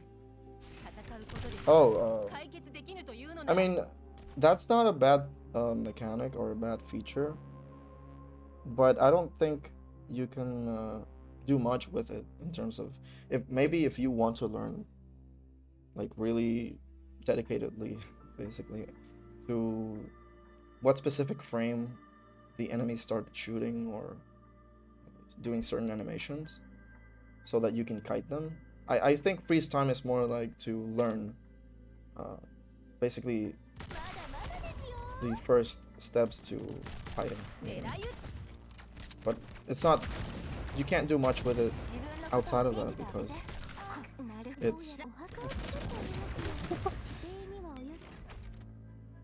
我は決して逃げぬ。 It does? 戦うことですが、解決できぬというのなら。 Yeah, it does feel a little... 覚悟の感じられない陣形だな。自分のことを信じてあげて。いいですよ。あなたを見逃してあげますよ。 They're not shooting at me. 我は決して逃げぬ。戦うことですが、解決できぬというのなら。まだまだですよ。覚悟の感じられない陣形だな。自分のことを信じてあげて。お墓を作ってあげますよ。礼には及びません。 That was good. 覚悟なるほど。it does help a little bit for the lag, which is kind of weird though, because yesterday was working well, like it wasn't lagging at all. I may do have to restart my PC though, so that could be it. Do you have a bomb too? Oh my god. Someone's quite okay,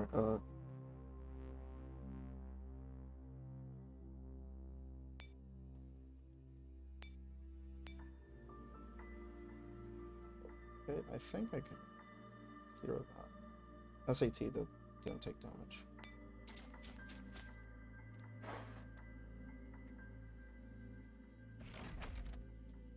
我は決して逃げぬ。戦うことでしか解決できぬというのなら。まだまだですよ。狙い撃つ。自分のことを信じてあげて。先に来い。いいですよ。我は決して逃げぬ。戦うことでしか解決できぬというのなら。まだまだですよ。狙い撃つ。手伝ってあげる。いいですよ。あなたを見回してあげますよ。我は決して逃げぬ。戦うことですか解決できぬというのなら。まだまだですよ。Yeah, I get it. I've been trying to find some good emulator. I tried Nox. I was like, well, the problem with Nox is if I wanted to stream on Discord to some friends, it had no audio. Oh, shit, that's not good.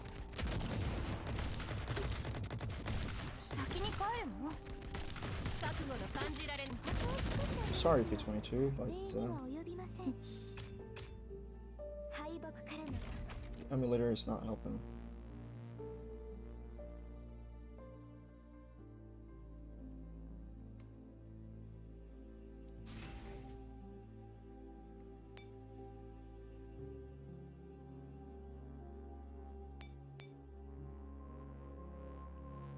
Great.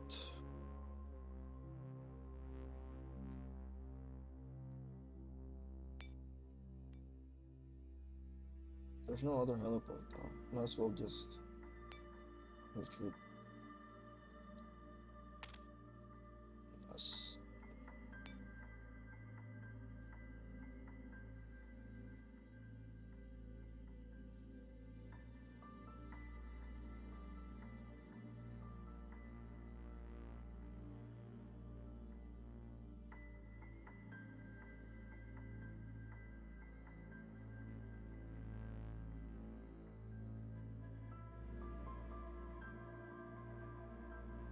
Interesting.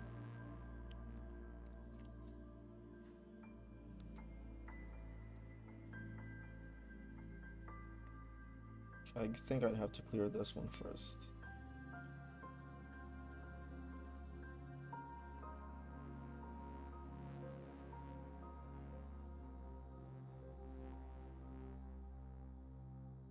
Good thing is they're all on standby, so yeah, I'll just retreat them.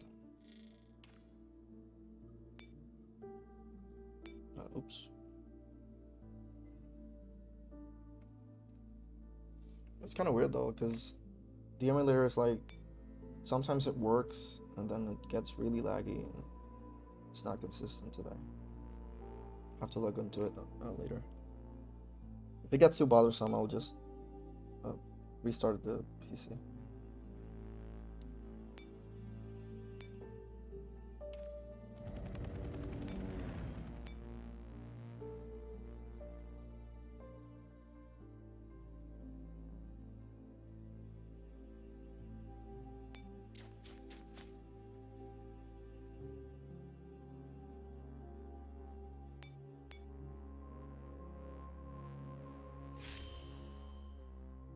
Yeah, basically. The only way you can, like, maybe complete a mass rank is if you're really lucky with some of the placements and stuff. Sometimes I haven't tried and get an S on these missions. So I'm like, whoa, interesting. But yeah, I don't think you're supposed to S rank them all the time. Sometimes the conditions are just either way too RNG based, like in some of Angelia's missions so far in this campaign, or just pure AI thing. Good thing is, in terms of battles, like now you have the restart. Before it was really annoying to have to every single time check for the like go back to quit the game and stuff like that. I'm surprised it took him that long to add it. So in theory, I think ranking runs can now be a bit faster.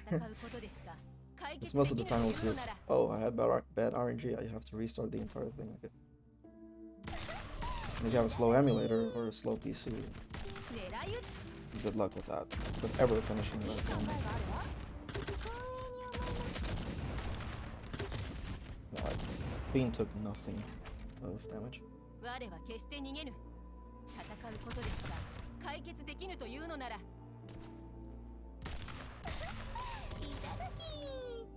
God damn it. Come on. 油断した報いだ。手伝ってあげる。光栄に思います。 Yep, that's not good. 我は決して逃げぬ。戦うことですが解決できぬというのなら。よーし、これでバッチリです。覚悟の感じられない陣形だな。いい考えがあるわ。光栄に思います。なるほど。 It also saves a lot 我は of 決して逃げぬ。戦うことですが loss, 解決できぬとい affection うのなら。 loss as well. Which if you have a mod, it's 狙い really important sometimes. 自分のことを信じてあげて。いいですよ。あなたを見逃してあげますよ。 I find it funny that Kano still shoots the double sword 我は miss. 決して逃げぬ。戦うことですが解決できぬというのなら。いただき。油断した報いだ。手伝ってあげる。いいですよ。なら私忘れ物。我は決して逃げぬ。戦うことですが解決できぬというのなら。 Give me a second. いただき。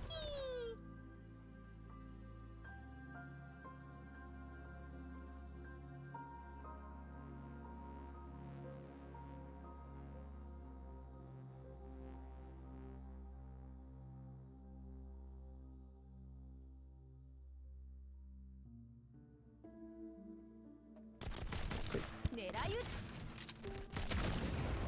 手伝ってあげる。私がいいですよ。あなたを見逃してあげますよ。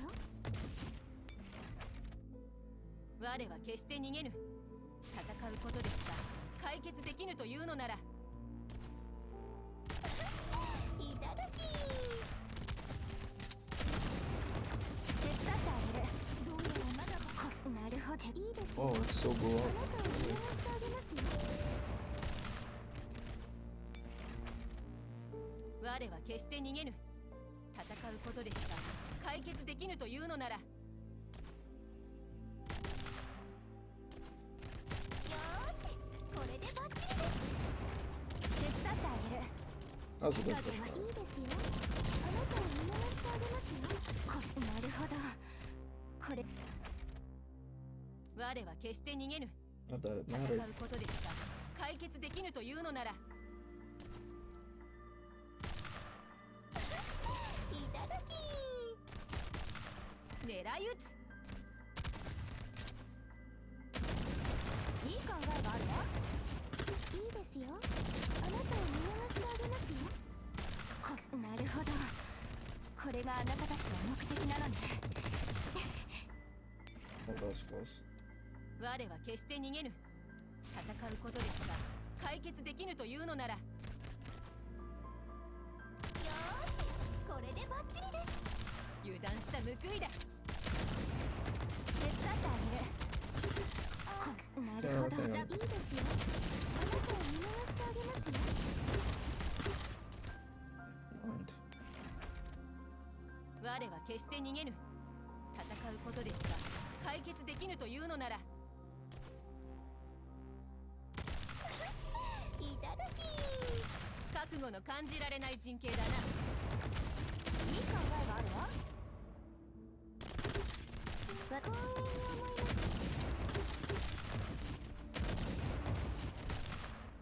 なるほど。これがあなたたちの目的なのね。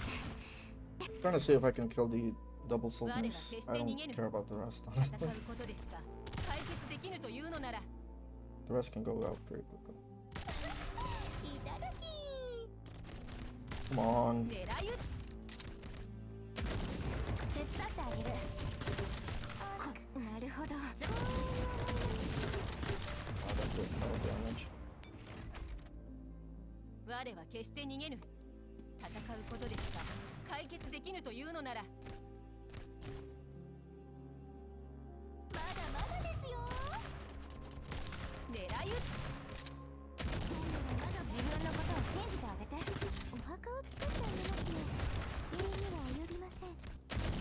なるほど。これがあなたたちの目的なのね。 I mean, it did work earlier, 我 so は決して逃げぬ。戦うことですが解決できぬというのなら。いただき狙い撃つ。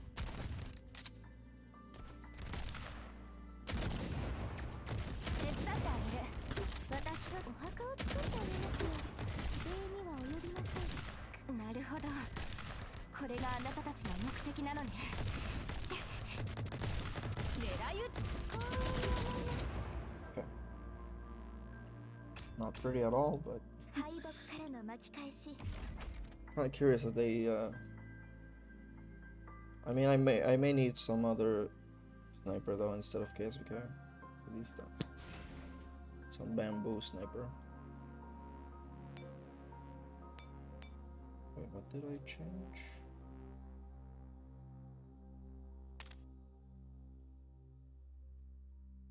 I think I had to do with this, maybe.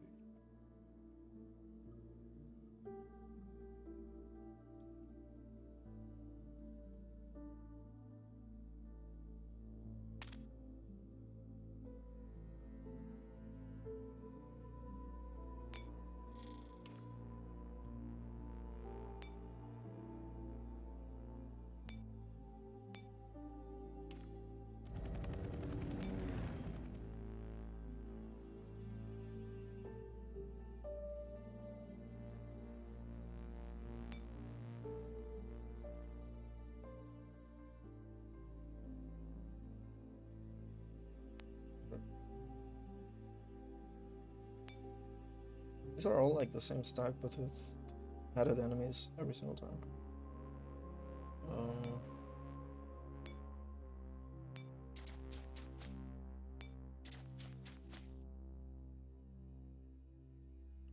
I think I'll take this route.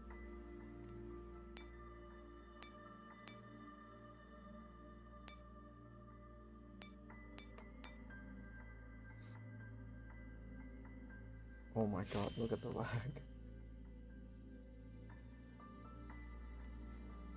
The frame drops.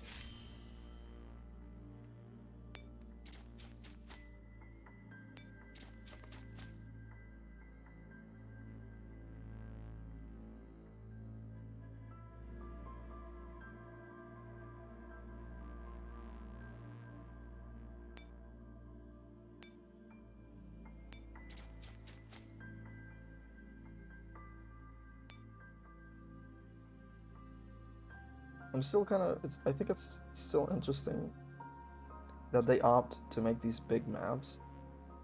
When, I think it was PL, I'm not sure, or DR, but they had these same portals, but they had like an actual animation. It wasn't just like an arrow.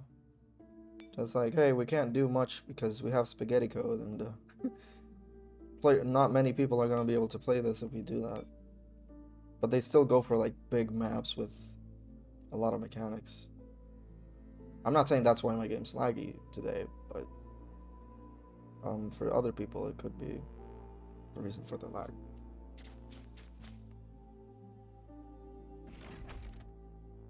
我は決して逃げぬ。戦うことですが解決できぬというのなら。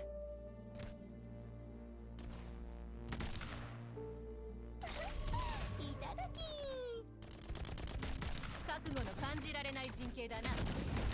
手伝ってあげる。お墓を作ってありますよ。礼には及びません。 That was a great night. That was a perfect night. 完全な勝利。私からすれば Yeah, 当然の for some reason I recall more from PL, maybe because it was my first event. But I remember also those EX missions where they were basically puzzles, only puzzles, with the occasional swap team that wrecks everything.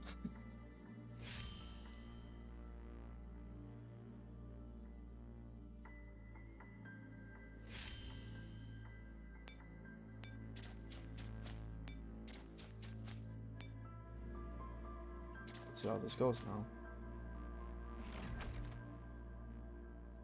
我は決して逃げぬ。戦うことでしか解決できぬというのなら。いただき。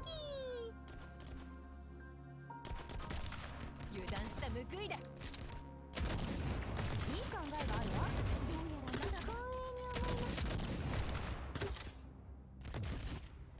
栄に思います。なるほど。これがあなたたちの目的なのね。狙い撃ち。敗北からの巻き返し。さすが指揮官です。 Yeah, like EX maps are always scary. Especially when you see like the average combat effectiveness of enemies. You're like, holy shit, 35,000? What the fuck? Like this campaign starts with 26. And look at these stacks. Like, this is disgusting in certain ways. Because these are like the actual gunners instead of the abandoned ones. And they have a lot of buffs given to them because of that. Finally, I can move this shit.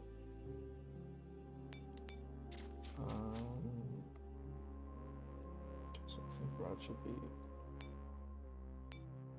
the same, but here. I mean, actually, no, I think. Yeah, there's a quicker one.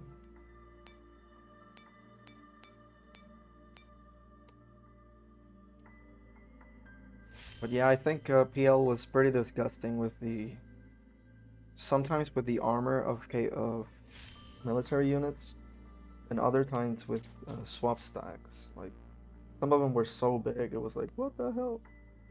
What the hell am I supposed to do here? Oh, for the medal. I think that was a night mission too. Which the... Oh, okay. Yeah, I have no clue how that one is here. Can't be any good. So there's an actual boss. 85,000 Unitos. Have no clue what Morido does, but... I don't think this stack can fight that. This echelon.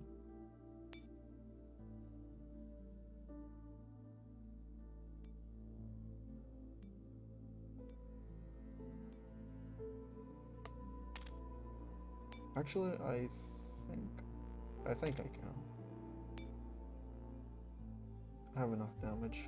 Let me still recover the other team. Yeah, I bet I'm gonna have that.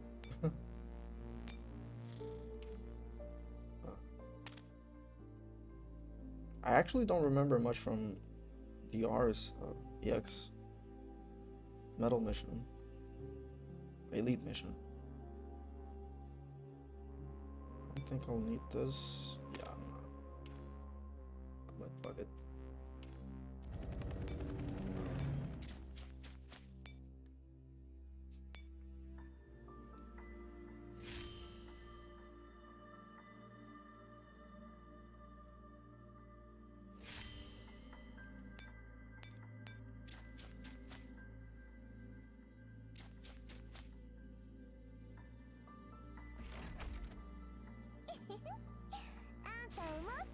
にしてあげるよ。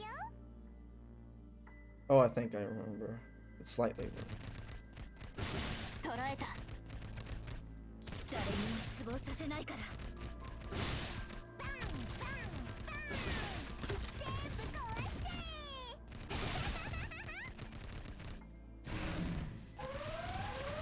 え。学べるのであれば超え It's ら been れ a る。 while since I read that. 十分。 Actually, no, this is.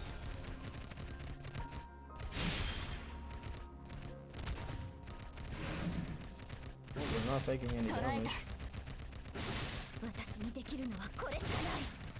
ああ、遊びすぎだわ。 This one should be easier. 見えるもん。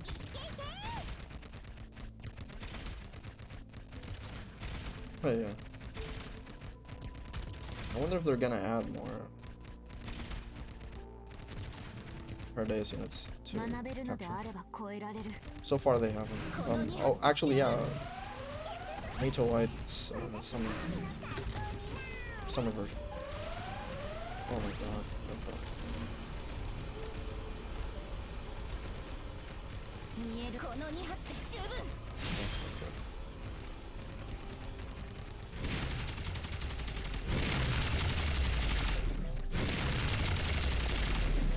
全部この箱のせいだ。 Yeah, I haven't fought these since CT, I think. あんたをもっと素敵にしてあ Completely げるよ。 forgot that they have a lot of armor. I thought that was a patroller for a second. 学べるのであれば超えられる。私にできるのはこれしかない。バンバンバン、全部壊しちゃえ。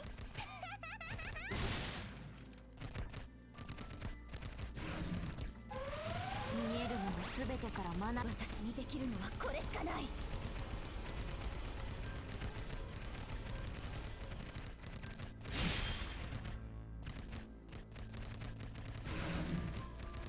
捕らえた。私のこの2発で十分。 Looking a lot better though.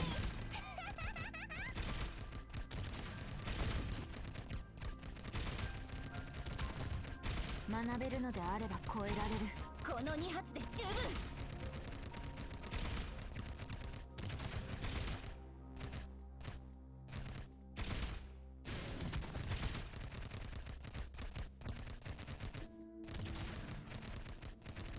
捕らえた。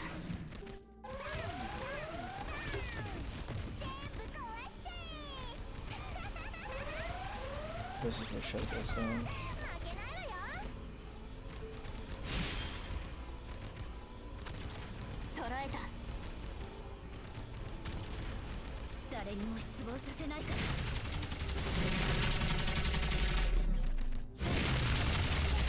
遊びすぎだわ。私の目を捕らえた。これはあんたの手？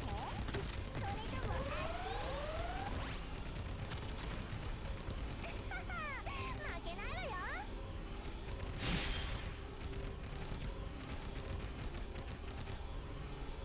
学べるのであれば超 Losing えられる。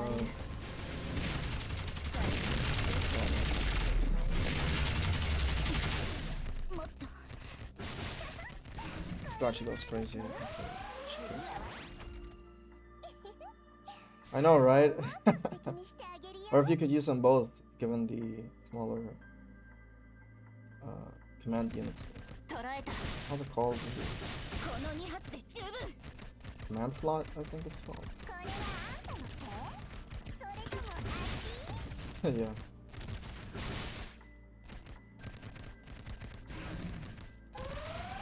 見えるものす。この2発で十分。 Yeah, this is not good. Yeah, I fucked up. Should have moved 94. あん Try たを one も more っと素 time 敵 and にしてあげるよ。 I think I should protect more G11.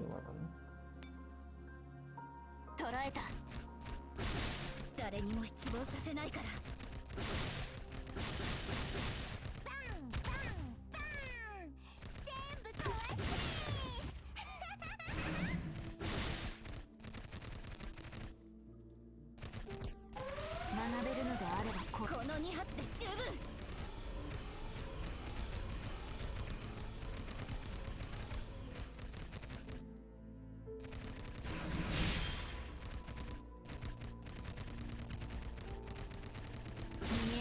全てかこの2発で十分。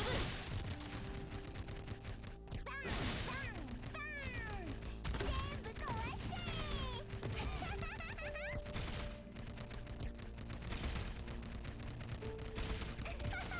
負けないわよ。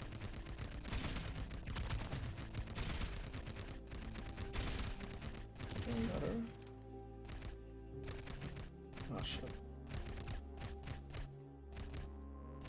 No.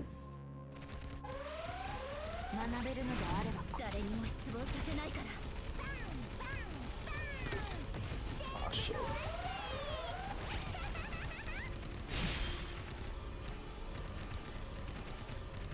見えるものすべては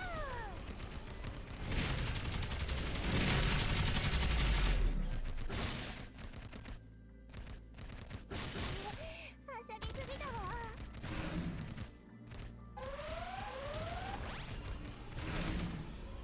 見えるもの Right, she この pulls 2発で十分。 pulls him closer.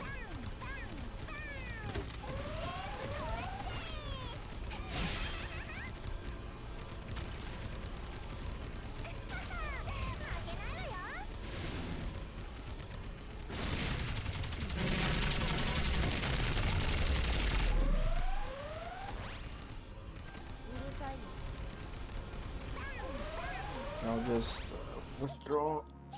At least I didn't have much rations. Like, it was my last batch of rations. Ugh. Now that I think of it, I think I could use row for this boss. And I also forgot to use dandelions things. Ouch. Yeah, I'll just switch a couple of things here. Let's put SAT. In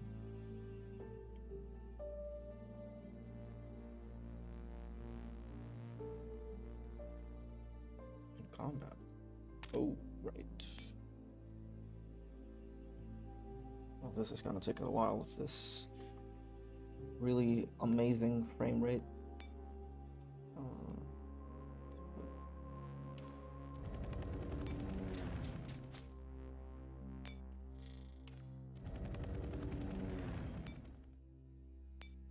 I think I'll stay with the shotgun, but I'll switch it with SAT.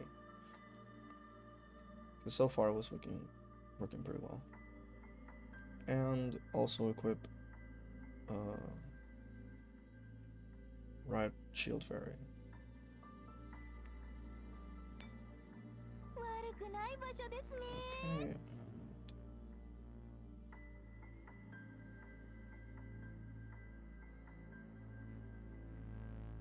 Instead of Submod for 16. やはり私がいないとダメなんですね。 And I think that's it. Here. Because it's not like I'm lacking too much damage. It's like at the final stage where they go crazy and start doing one shit over the other. I could also use Taunt Fairy though. That was the classic method of beating them as well. So if Riot Shield doesn't work, I'm gonna try Taunt. Armor Fairy, I mean.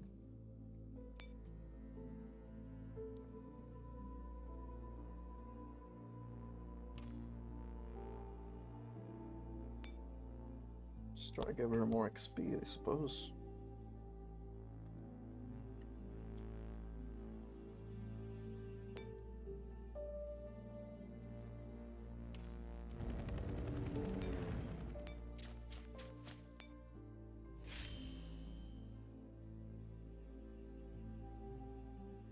I wonder if this straight white line is a bug, because you can't see the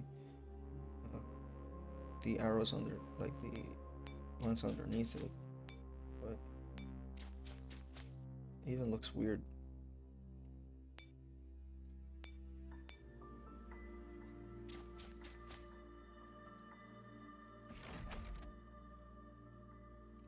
一つ残らず全て破壊する。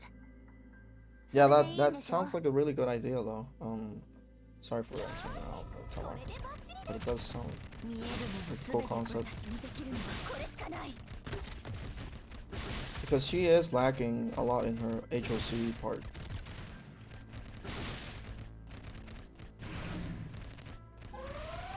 捕らえた。 Oh yeah, I did. I mean, I mostly keep forgetting because they are not. They don't have too much. Actually, they don't have any force field. どうして体が But 軽 I いの？ forget she has a taunt. 見え It's る not も looking の better 全 at て all. から学ぶ。一つ残らず全て破壊する。 Like things take so long that I forget what I was gonna do initially. Like earlier, I almost took the longest route to the computer instead of the teleport one, which was my original route. Anyways. 学べるのであれば誰にも失望させないから。 Like it shouldn't get to that point. Anyways. I think I was better with どうして体が軽いの？学べる。私の目をこの2発で十分。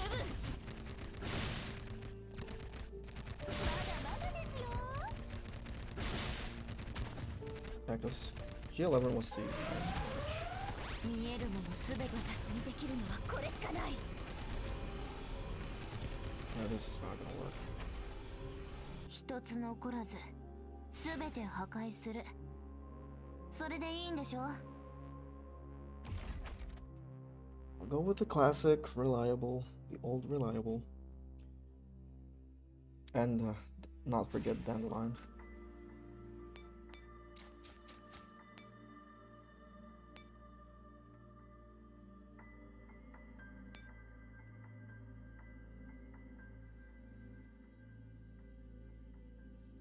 All of a sudden, the game's in Chinese. Interesting. Those bugs are still around. I think I could change VHS for M4. 了解。行かせていただきます。 I thought 416's buff was gonna be better, but また新しい she ゲ wasn't ーム doing が much. やれるのかな？ What the? I don't think this is too crazy. I could go with a sniper instead of some rifle.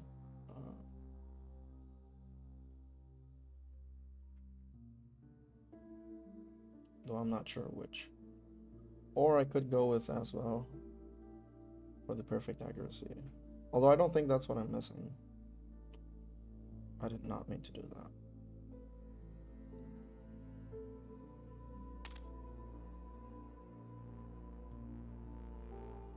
Maybe M200?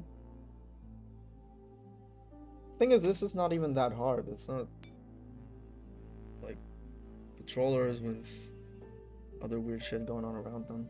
And I'm struggling with it.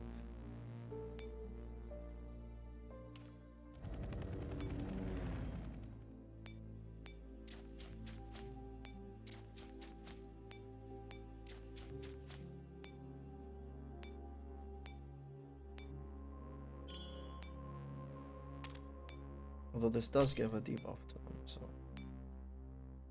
of course. Oh my god. Watch me forget about it again.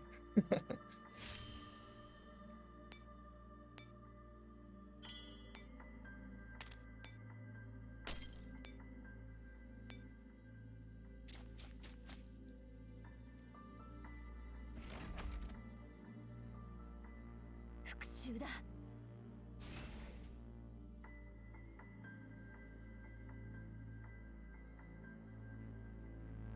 あなたに脊髄なんか必要ですか？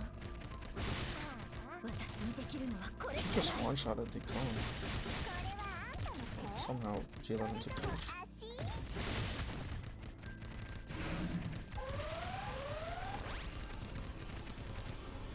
私にできるのはこれ That し was かない。 really good.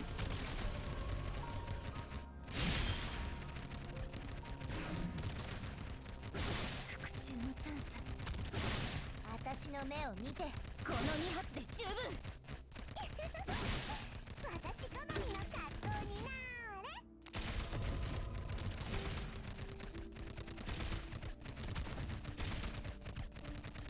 誰にも失望させないから。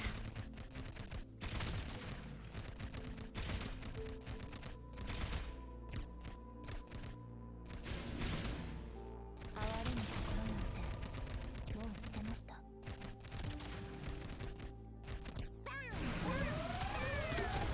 全部壊しちゃえ。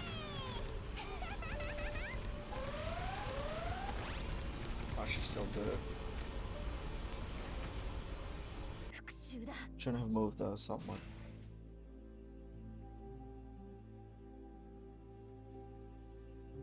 あなたに脊髄なんか必要ですか？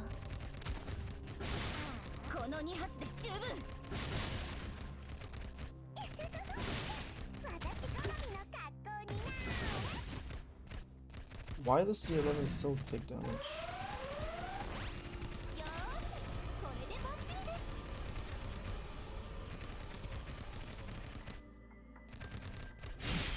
Just nothing I could have done. Should have put an SMG. あなたに脊髄なんか必要ですか？誰にも失望させないから。私好みの格好になーれ。よーし、これでバッチリです。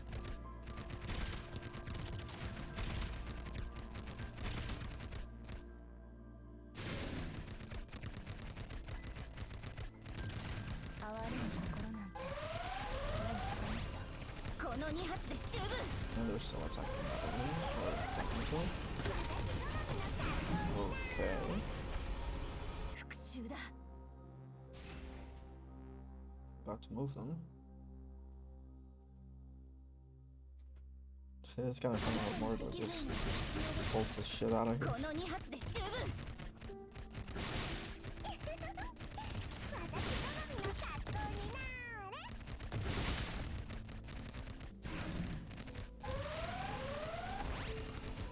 誰にも失望させないから。よーし、これでバッチリです。あなたに脊髄なんか必要ですか？ Now G11 has to take any damage. これはあんたの手？それとも足？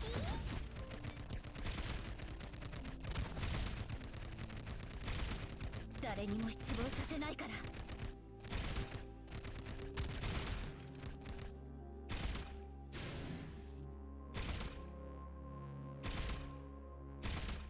ーし、これでバッチリです。これはあんたの手？ Oh god. 足？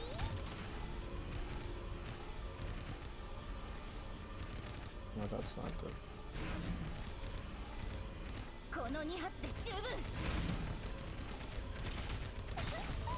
ただきー。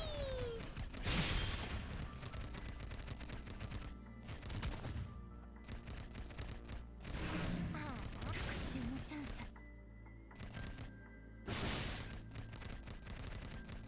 誰にも失望させないから。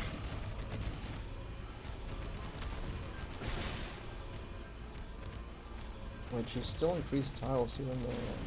Oh, because. これしかない。まだまだですよ。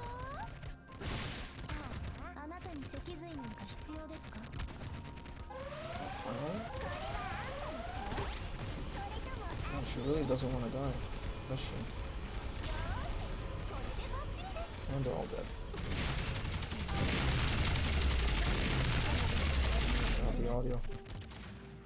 ごめんなさい。 Actually, that's. 残業。これでバッチリです。 Oh my. Might as well just take out 94. やっぱりどうしても。もう遊べないの？復讐のチャンス。私の目を見て。 Problem is when she does polar, M4 doesn't have. Oh, she did.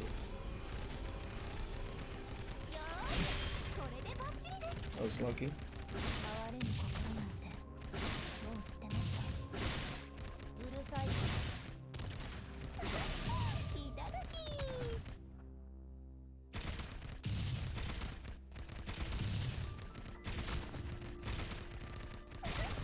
いただき哀れぬ心なんてもう捨てました。ああ残念だったねよーしこれでバッチリです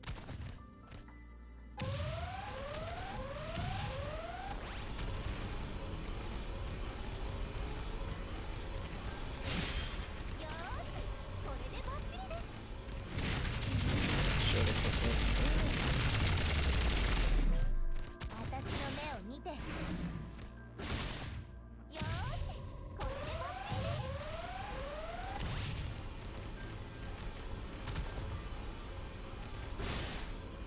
まだまだですよもう捨てました。うるさいよいただきも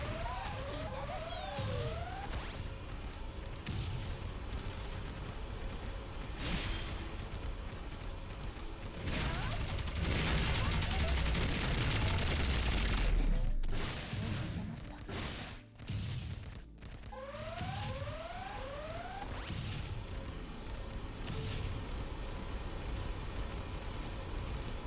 And that's it.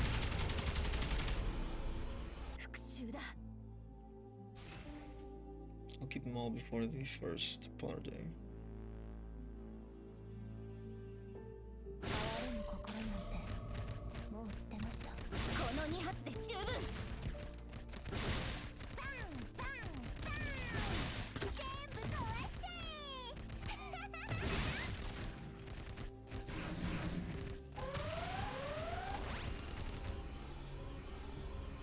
私にできるのはこれしかないえよーしこれでバッチリです復讐のチャンスうるさいよ誰にも失望させないから I just love how M4's having her これでバッチリです her edgy arc, and someone just tells her shut up. この2発で十分もやっぱりどうしてもうまだまだ彼女の代わりにはなれないあなたに脊髄なんかご必要ですめんなさい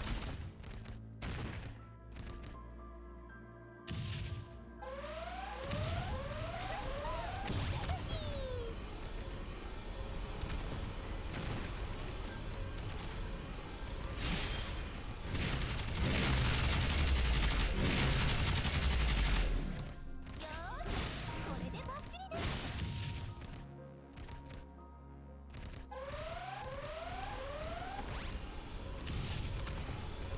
まだまだですよ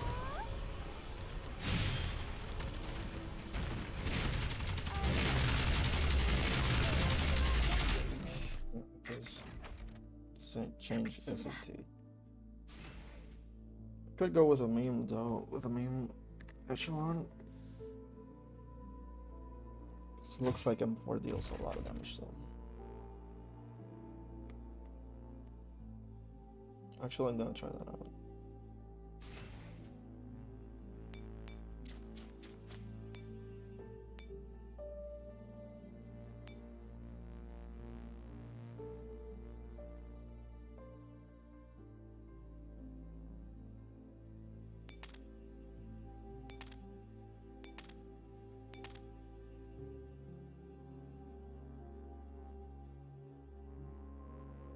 Yeah, because I missed some damage there. Oh, I want to try something though.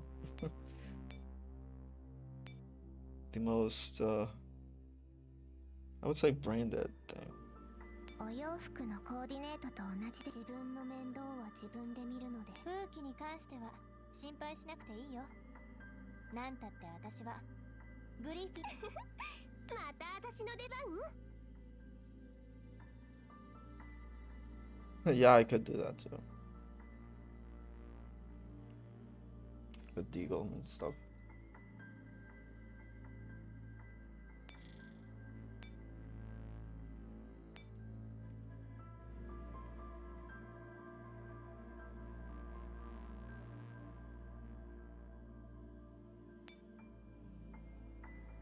But I don't want to kill him too fast because these are like traditional bosses where if you somehow lower their health too much, they're just gonna start doing everything at the same time.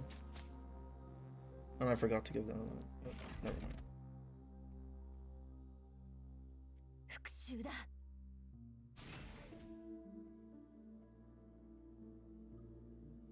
敵のせいもう打つ手 Too がないの early, but 哀れむ心なんて目を捨てました。逃げられるとでも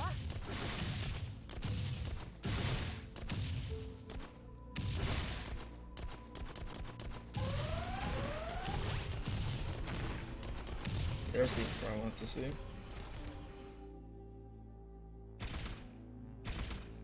この復讐のチャンス。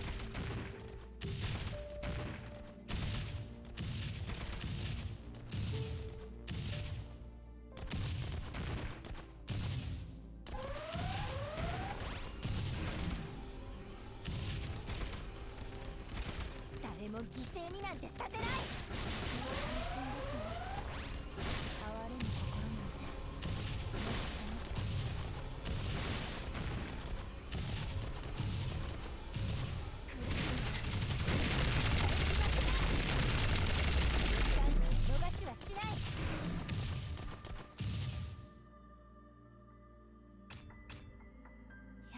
I would like to fight that team with 5 hand. Just seeing Deagle and Python go at it, really entertaining.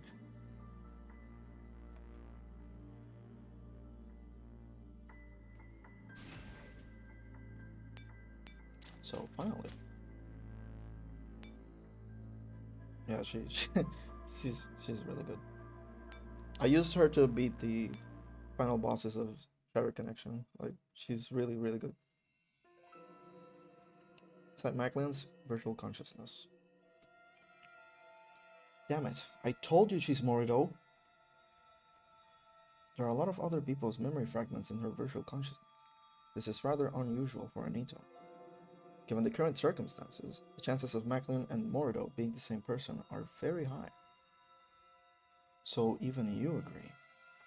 I'm going to tell the commander right now, and you're coming with me. Very well. Star immediately exits Maclean's virtual consciousness. Dandelion peers at the black cube floating above the blank region one last time. Things are getting more and more interesting. But till Star sees her face. Oh god.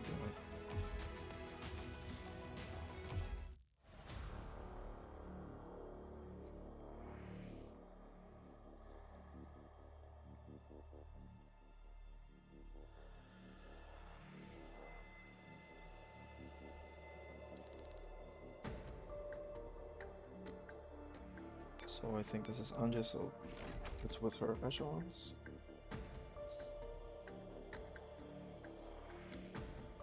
Given that there's only one reward.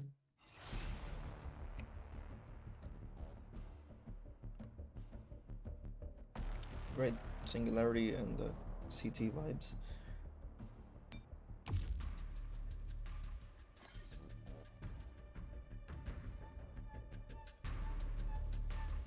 So you can either flee the apartment or flee the apartment. If we're up to me, I mean, I don't think this campaign has branching stories, but this one looks closer though, even though they are both the same.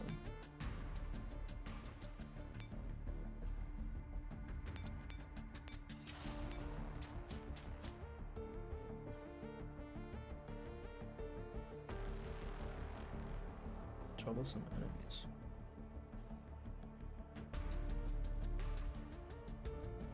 Well, now we know why the glass got exploded, because there's everything here. More like confirmed. Even defenders.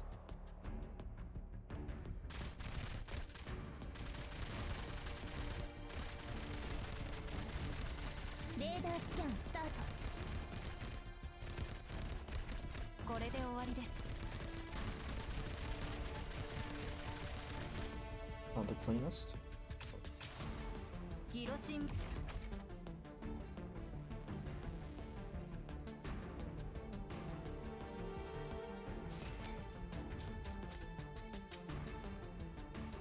He's on patrol.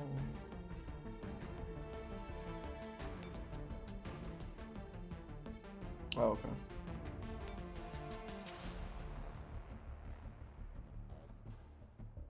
Yeah, I don't think I can beat that with this team. I'll just go through. Yeah, I accidentally used one of the red beans on a stack on the mission for the warehouse because I thought I needed to use the Goliath, and I was like, wait, it said abandoned Goliath. Then I realized on the map there were some hidden nodes, and I was like, well, there goes one.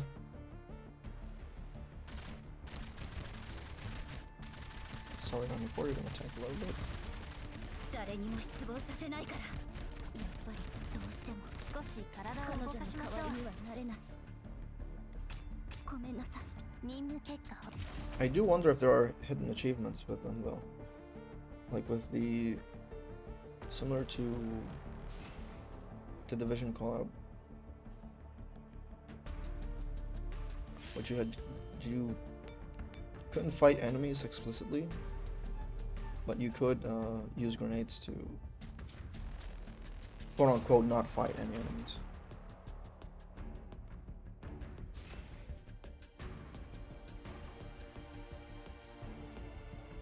Like lag is still up. Yeah, it's definitely blue stars.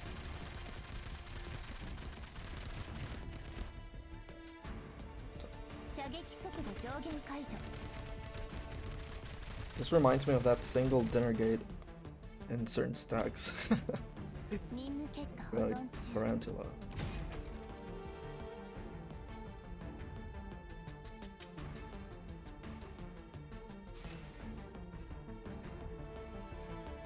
Yeah, I know there's one related to the GNK logos where you have to like swap them in a specific order and then watch the credits, but I also read from that video that apparently the mission's bugged, but I'm not sure if it's because they didn't finish the campaign itself and they didn't get the achievement. Oh, there is ammo. Oh, okay. Yeah, other campaigns have a lot of achievements, especially early ones.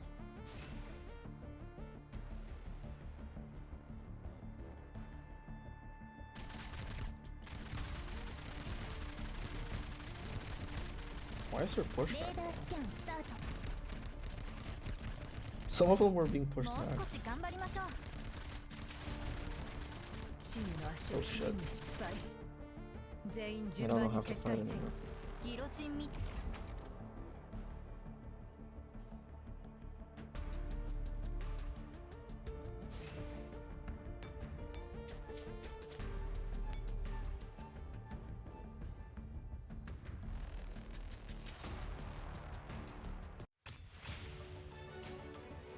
I wonder where the gladiator was.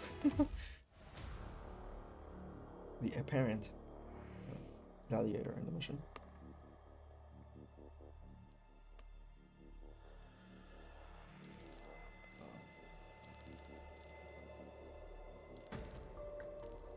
I think I'll do this one and call it a day and try to work with the FPS I have because it's really bad.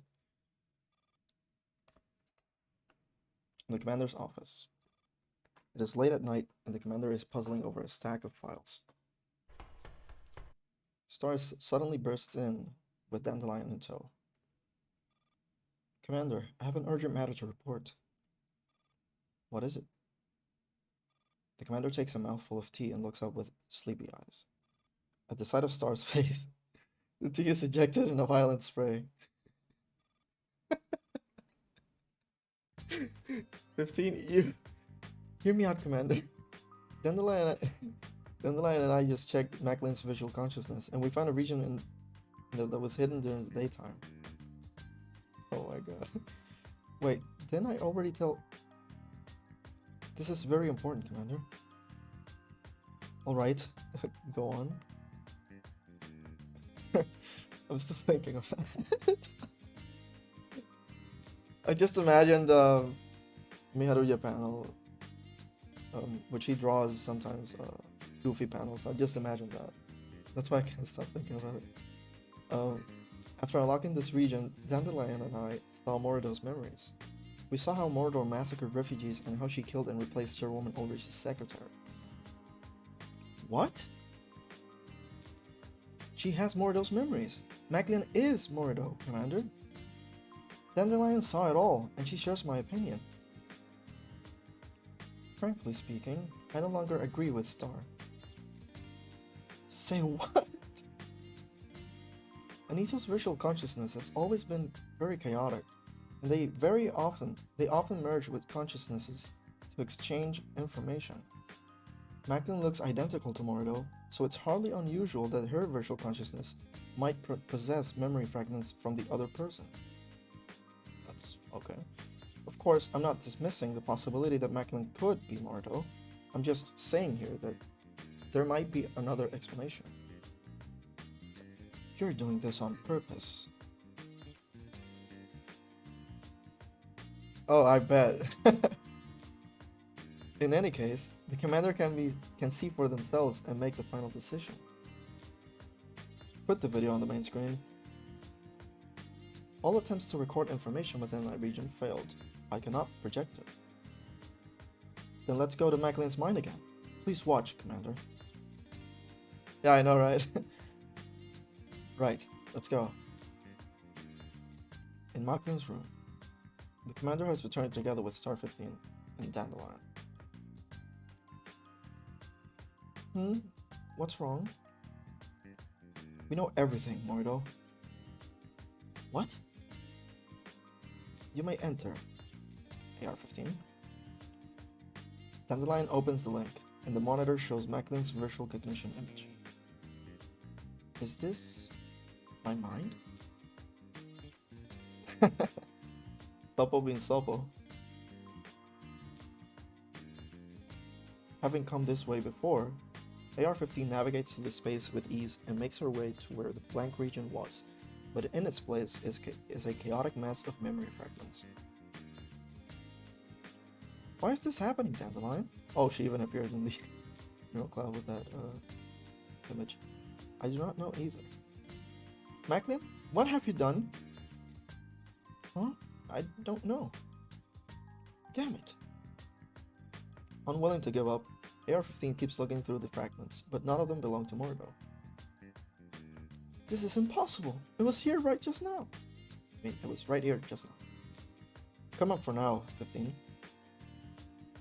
AR-15 reluctantly exits the virtual cognition image. I'm serious, Commander. It was right there. We can find that region again later. But 15... Commander gestures vaguely at their face. Confused, AR-15 looks at a mirror. Dandelion? I'm going to kill you! Immunity instance 2 of 10. Of course.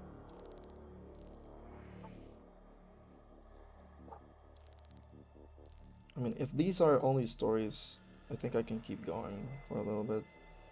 But another mission I simply cannot go through. So I'll try to do these two. Or continue until some mission appears. Actually, I'll just read these two, because this event has a lot of story missions. And if I keep going that way, I'm never gonna finish.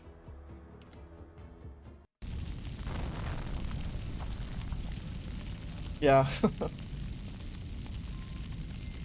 Anji's body is propelled forward by the powerful shockwave caused by the explosion. RPK-16 pushes herself well beyond her normal physical parameters and dives over Anji to shield her from the blast. After the failed assassination attempt, Paradeus has resorted to even more aggressive measures as they grow desperate. I'm not built to be a shock trooper, for goodness sake. But the nightmare persists. The shockwave is followed by fire, rubble, and Paradeus is coming in hot.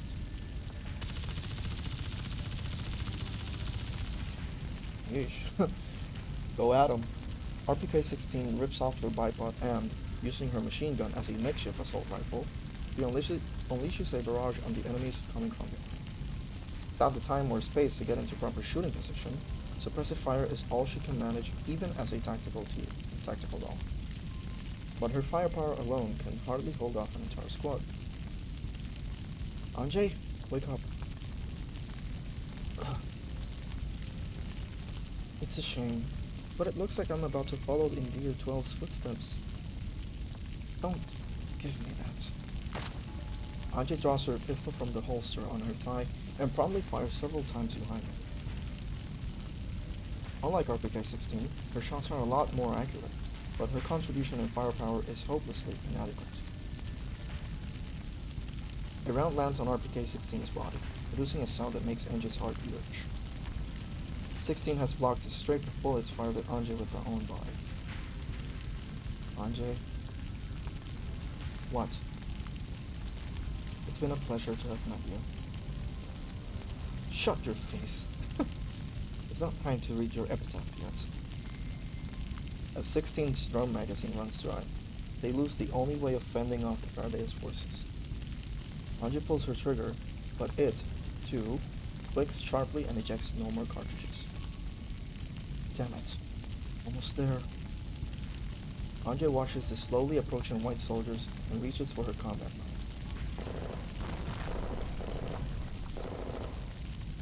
Another explosion erupts, following by a shower of heavy gunfire.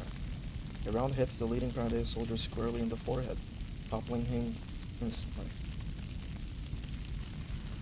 Anjay! Finally, she repeats. Enemies targeted. The two Defiant members let no bullets go to waste. The moment they join the fray, the tables have turned. Anjay! Still holding up her rifle vigilantly, 94 makes her way quickly to Anjay, who slumped on the floor. Meanwhile, 16 has used the distraction created by her teammate's arrival to adjust her position and place her expended magazine. Stacy reinforcements and local police will be here soon. Paradise is retreating. So should we. There's no point in pursuing him. Understood. 15 slings her rifle onto her shoulder and carries Anjay on her back. Behind her, 94 and 16 start laying down more suppressive fire. Where's 12? What was that, Anjay? 94's anxious question is met with Anjay's grim silence. 94 bites her trembling lip and issues a signal with her free hand. That's unusual from her. Target secured! Retreat!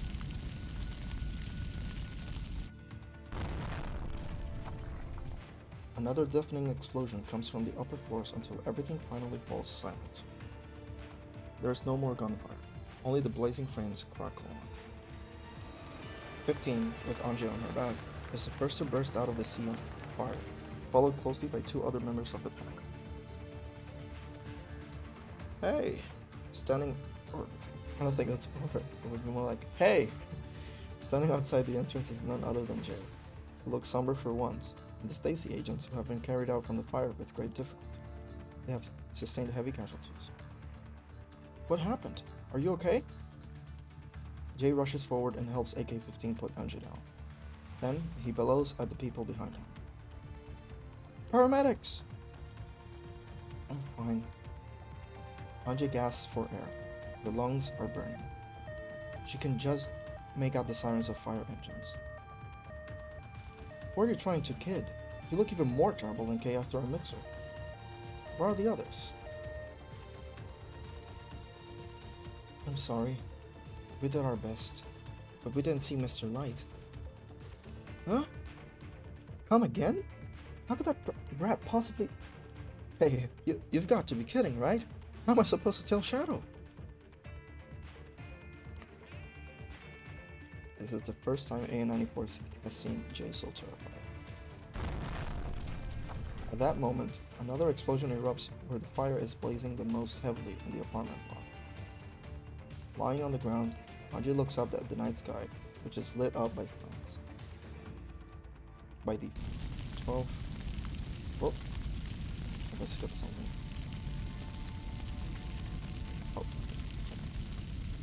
Anjay? Anjay?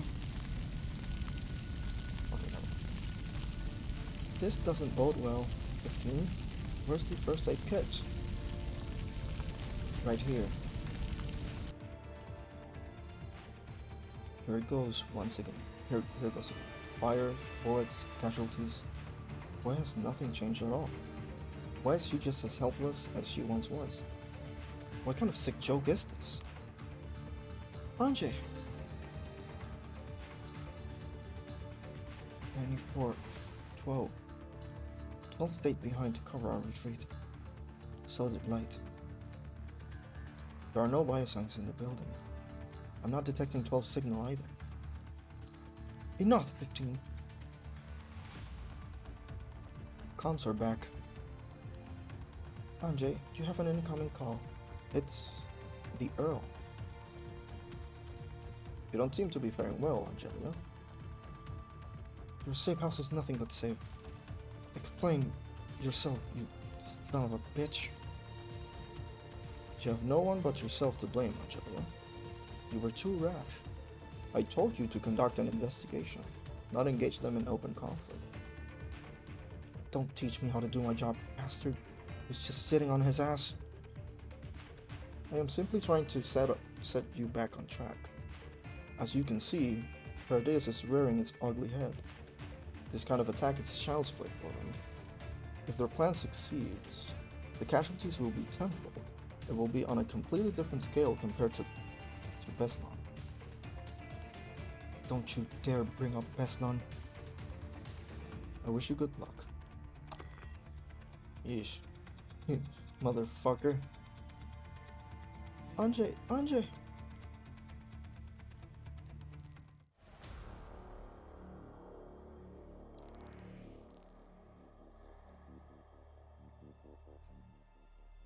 So there's Griffin being him, I guess.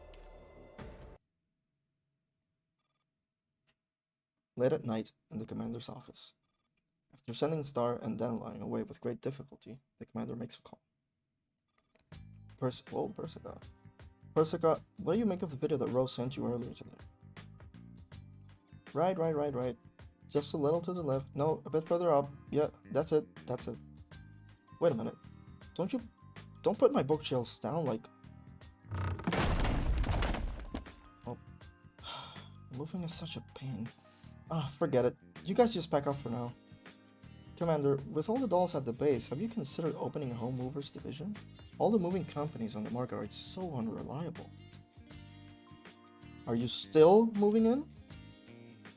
Yeah. The space I was assigned at your base was too small for me. Plus, there's all this equipment in my room that's old enough to be my grandfather. But we brought those just 2 years ago. Also, my coffee machine broke. How am I supposed to work like that? The cafe is just below you, you know? While the staff is probably resting, you can still use the coffee vending machine. Huh? I didn't know you guys provided such services. Persica vanishes from the transmission window. A while later, she returns with a cup of coffee, looking very satisfied. I live again. Right. Now I can start. Persica starts dumping cubes of sugar into the coffee cup. I watched the video you had Ro send me earlier. I want to hear your thoughts.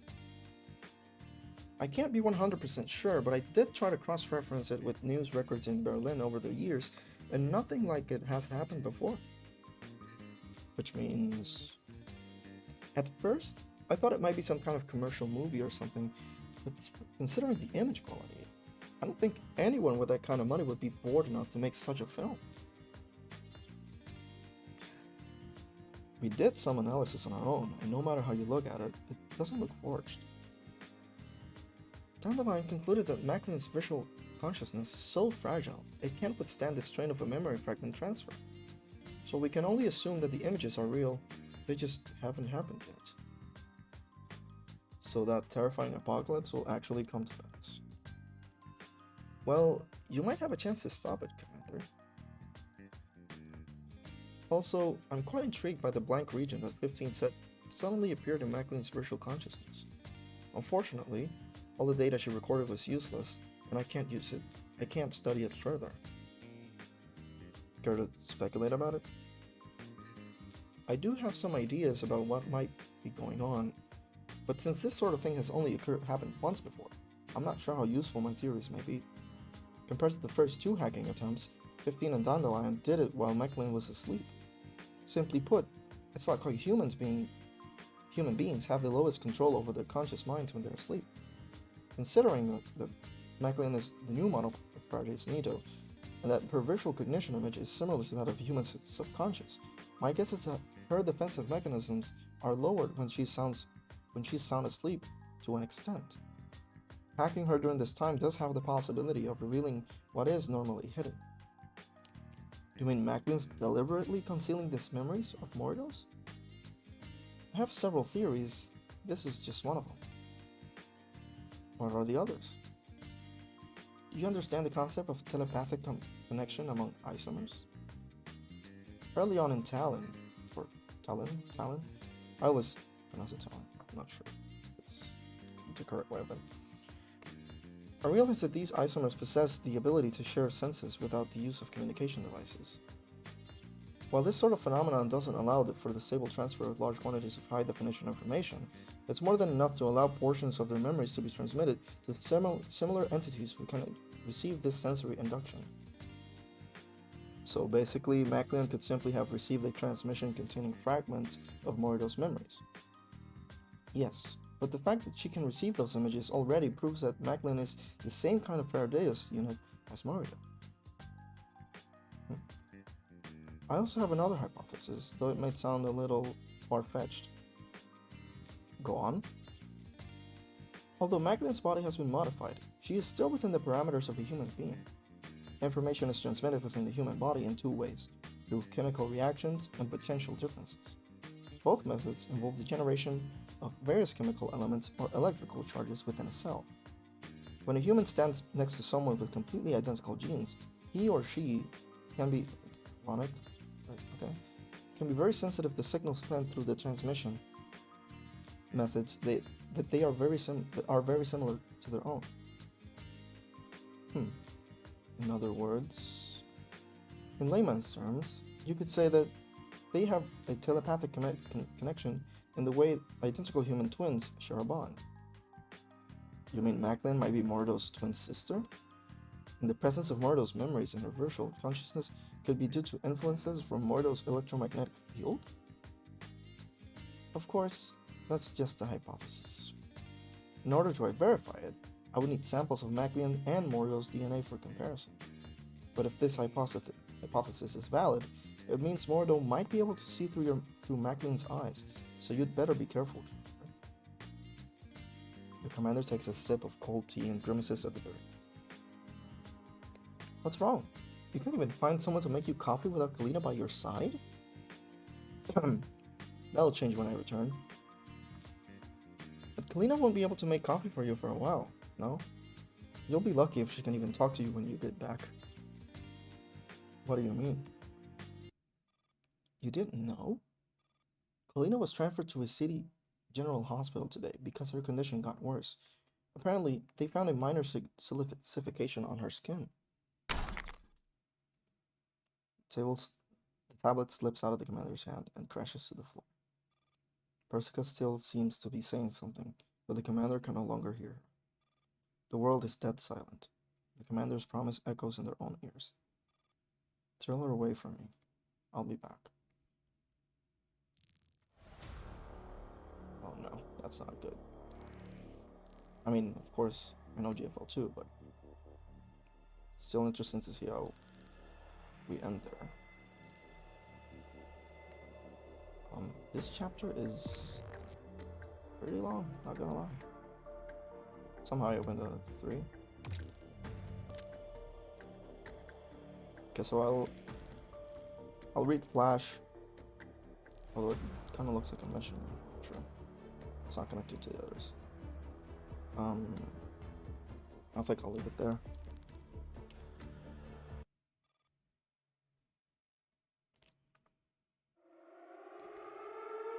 Outside the apartment block, the tardy fire brigade and police finally arrive. They seal off the building and start putting out the fire. The Stacy has quietly slipped away from the scene and retreated into the shadows. As actors in the previous act exit the stage, new ones enter. Hey, look! That woman! Huh? Shadow? That's Shadowless! Shadowless marches forcefully through the crowd, through the cordon, holding up her press card. I am Shadowless from the DFF. Wasn't it DRRF? Anyways. Who's in charge of investigation here? I would like to cover this fire and report it on the news. Just then, her earpiece starts beeping. Hello? Yes? Speaking? Yeah, I'm already at the scene. Now? Everything is still completely in shambles. I need backup. That's right, get me a cameraman. 50 minutes? Are you kidding me? Make it 5. She turns off her earpiece and looks towards the chaos. Interviewing the firefighters is out of the question. The fire is still raging on. She can't get in their way right now. The police? That's certainly an option, but the police hasn't been playing nice with her lately.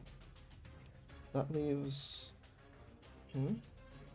Her acute sixth sense comes in useful once again at this crucial moment. Jesus Christ. She rushes towards one of the police officers in the middle of the crowd. Kevin! What are you doing here? No, how did you spot me? Jay, who is dressed in a police uniform, dragged into an inconspicuous corner by Shadowless to talk out of the public eye. Shut up, now tell me, why are you here? What has the Stacy got to do with this? Give me a break, Missy. Do you want me to lose my job? Please, I won't take up too much of your time. Shadowless grabs Jay by his collar and turns off her pen recorder. With the situation being so chaotic out there, hardly anyone would pay attention to the two people locked in a confrontation in this quiet corner. I don't want to make things difficult for you. Just tell me, is Light okay? He didn't come home last night. I could tell something's off about him. Jay opens his mouth but doesn't know what to say. We had a fight. Are you blaming that on me? Shadowless stomps on Jay's foot viciously. It was the same old argument, but I thought long and hard about it this time.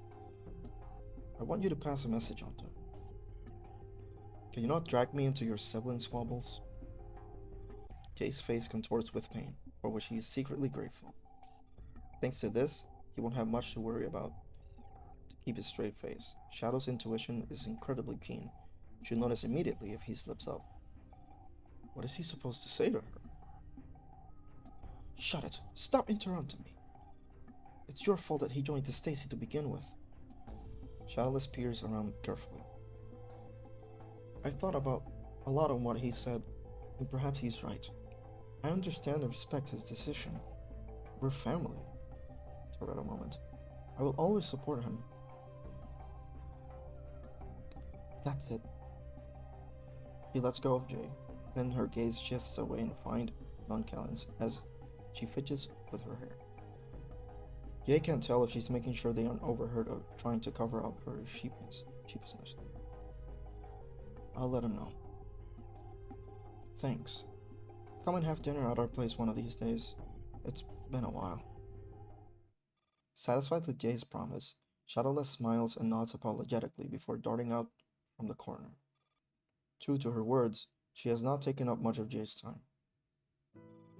Light, you little punk. He watches as Shadowless throws herself back into her work as she starts interviewing eyewitnesses of the fire. He looks up at the apartment block where the fire is now under control. He must get inside. Excuse me, make way! Police! Displaying his forged police ID, Jay makes his way through the crowd.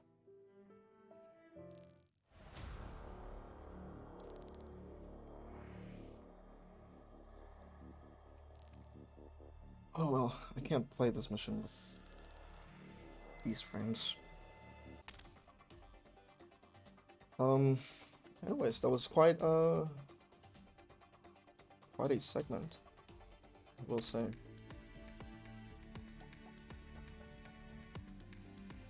Quite a chapter.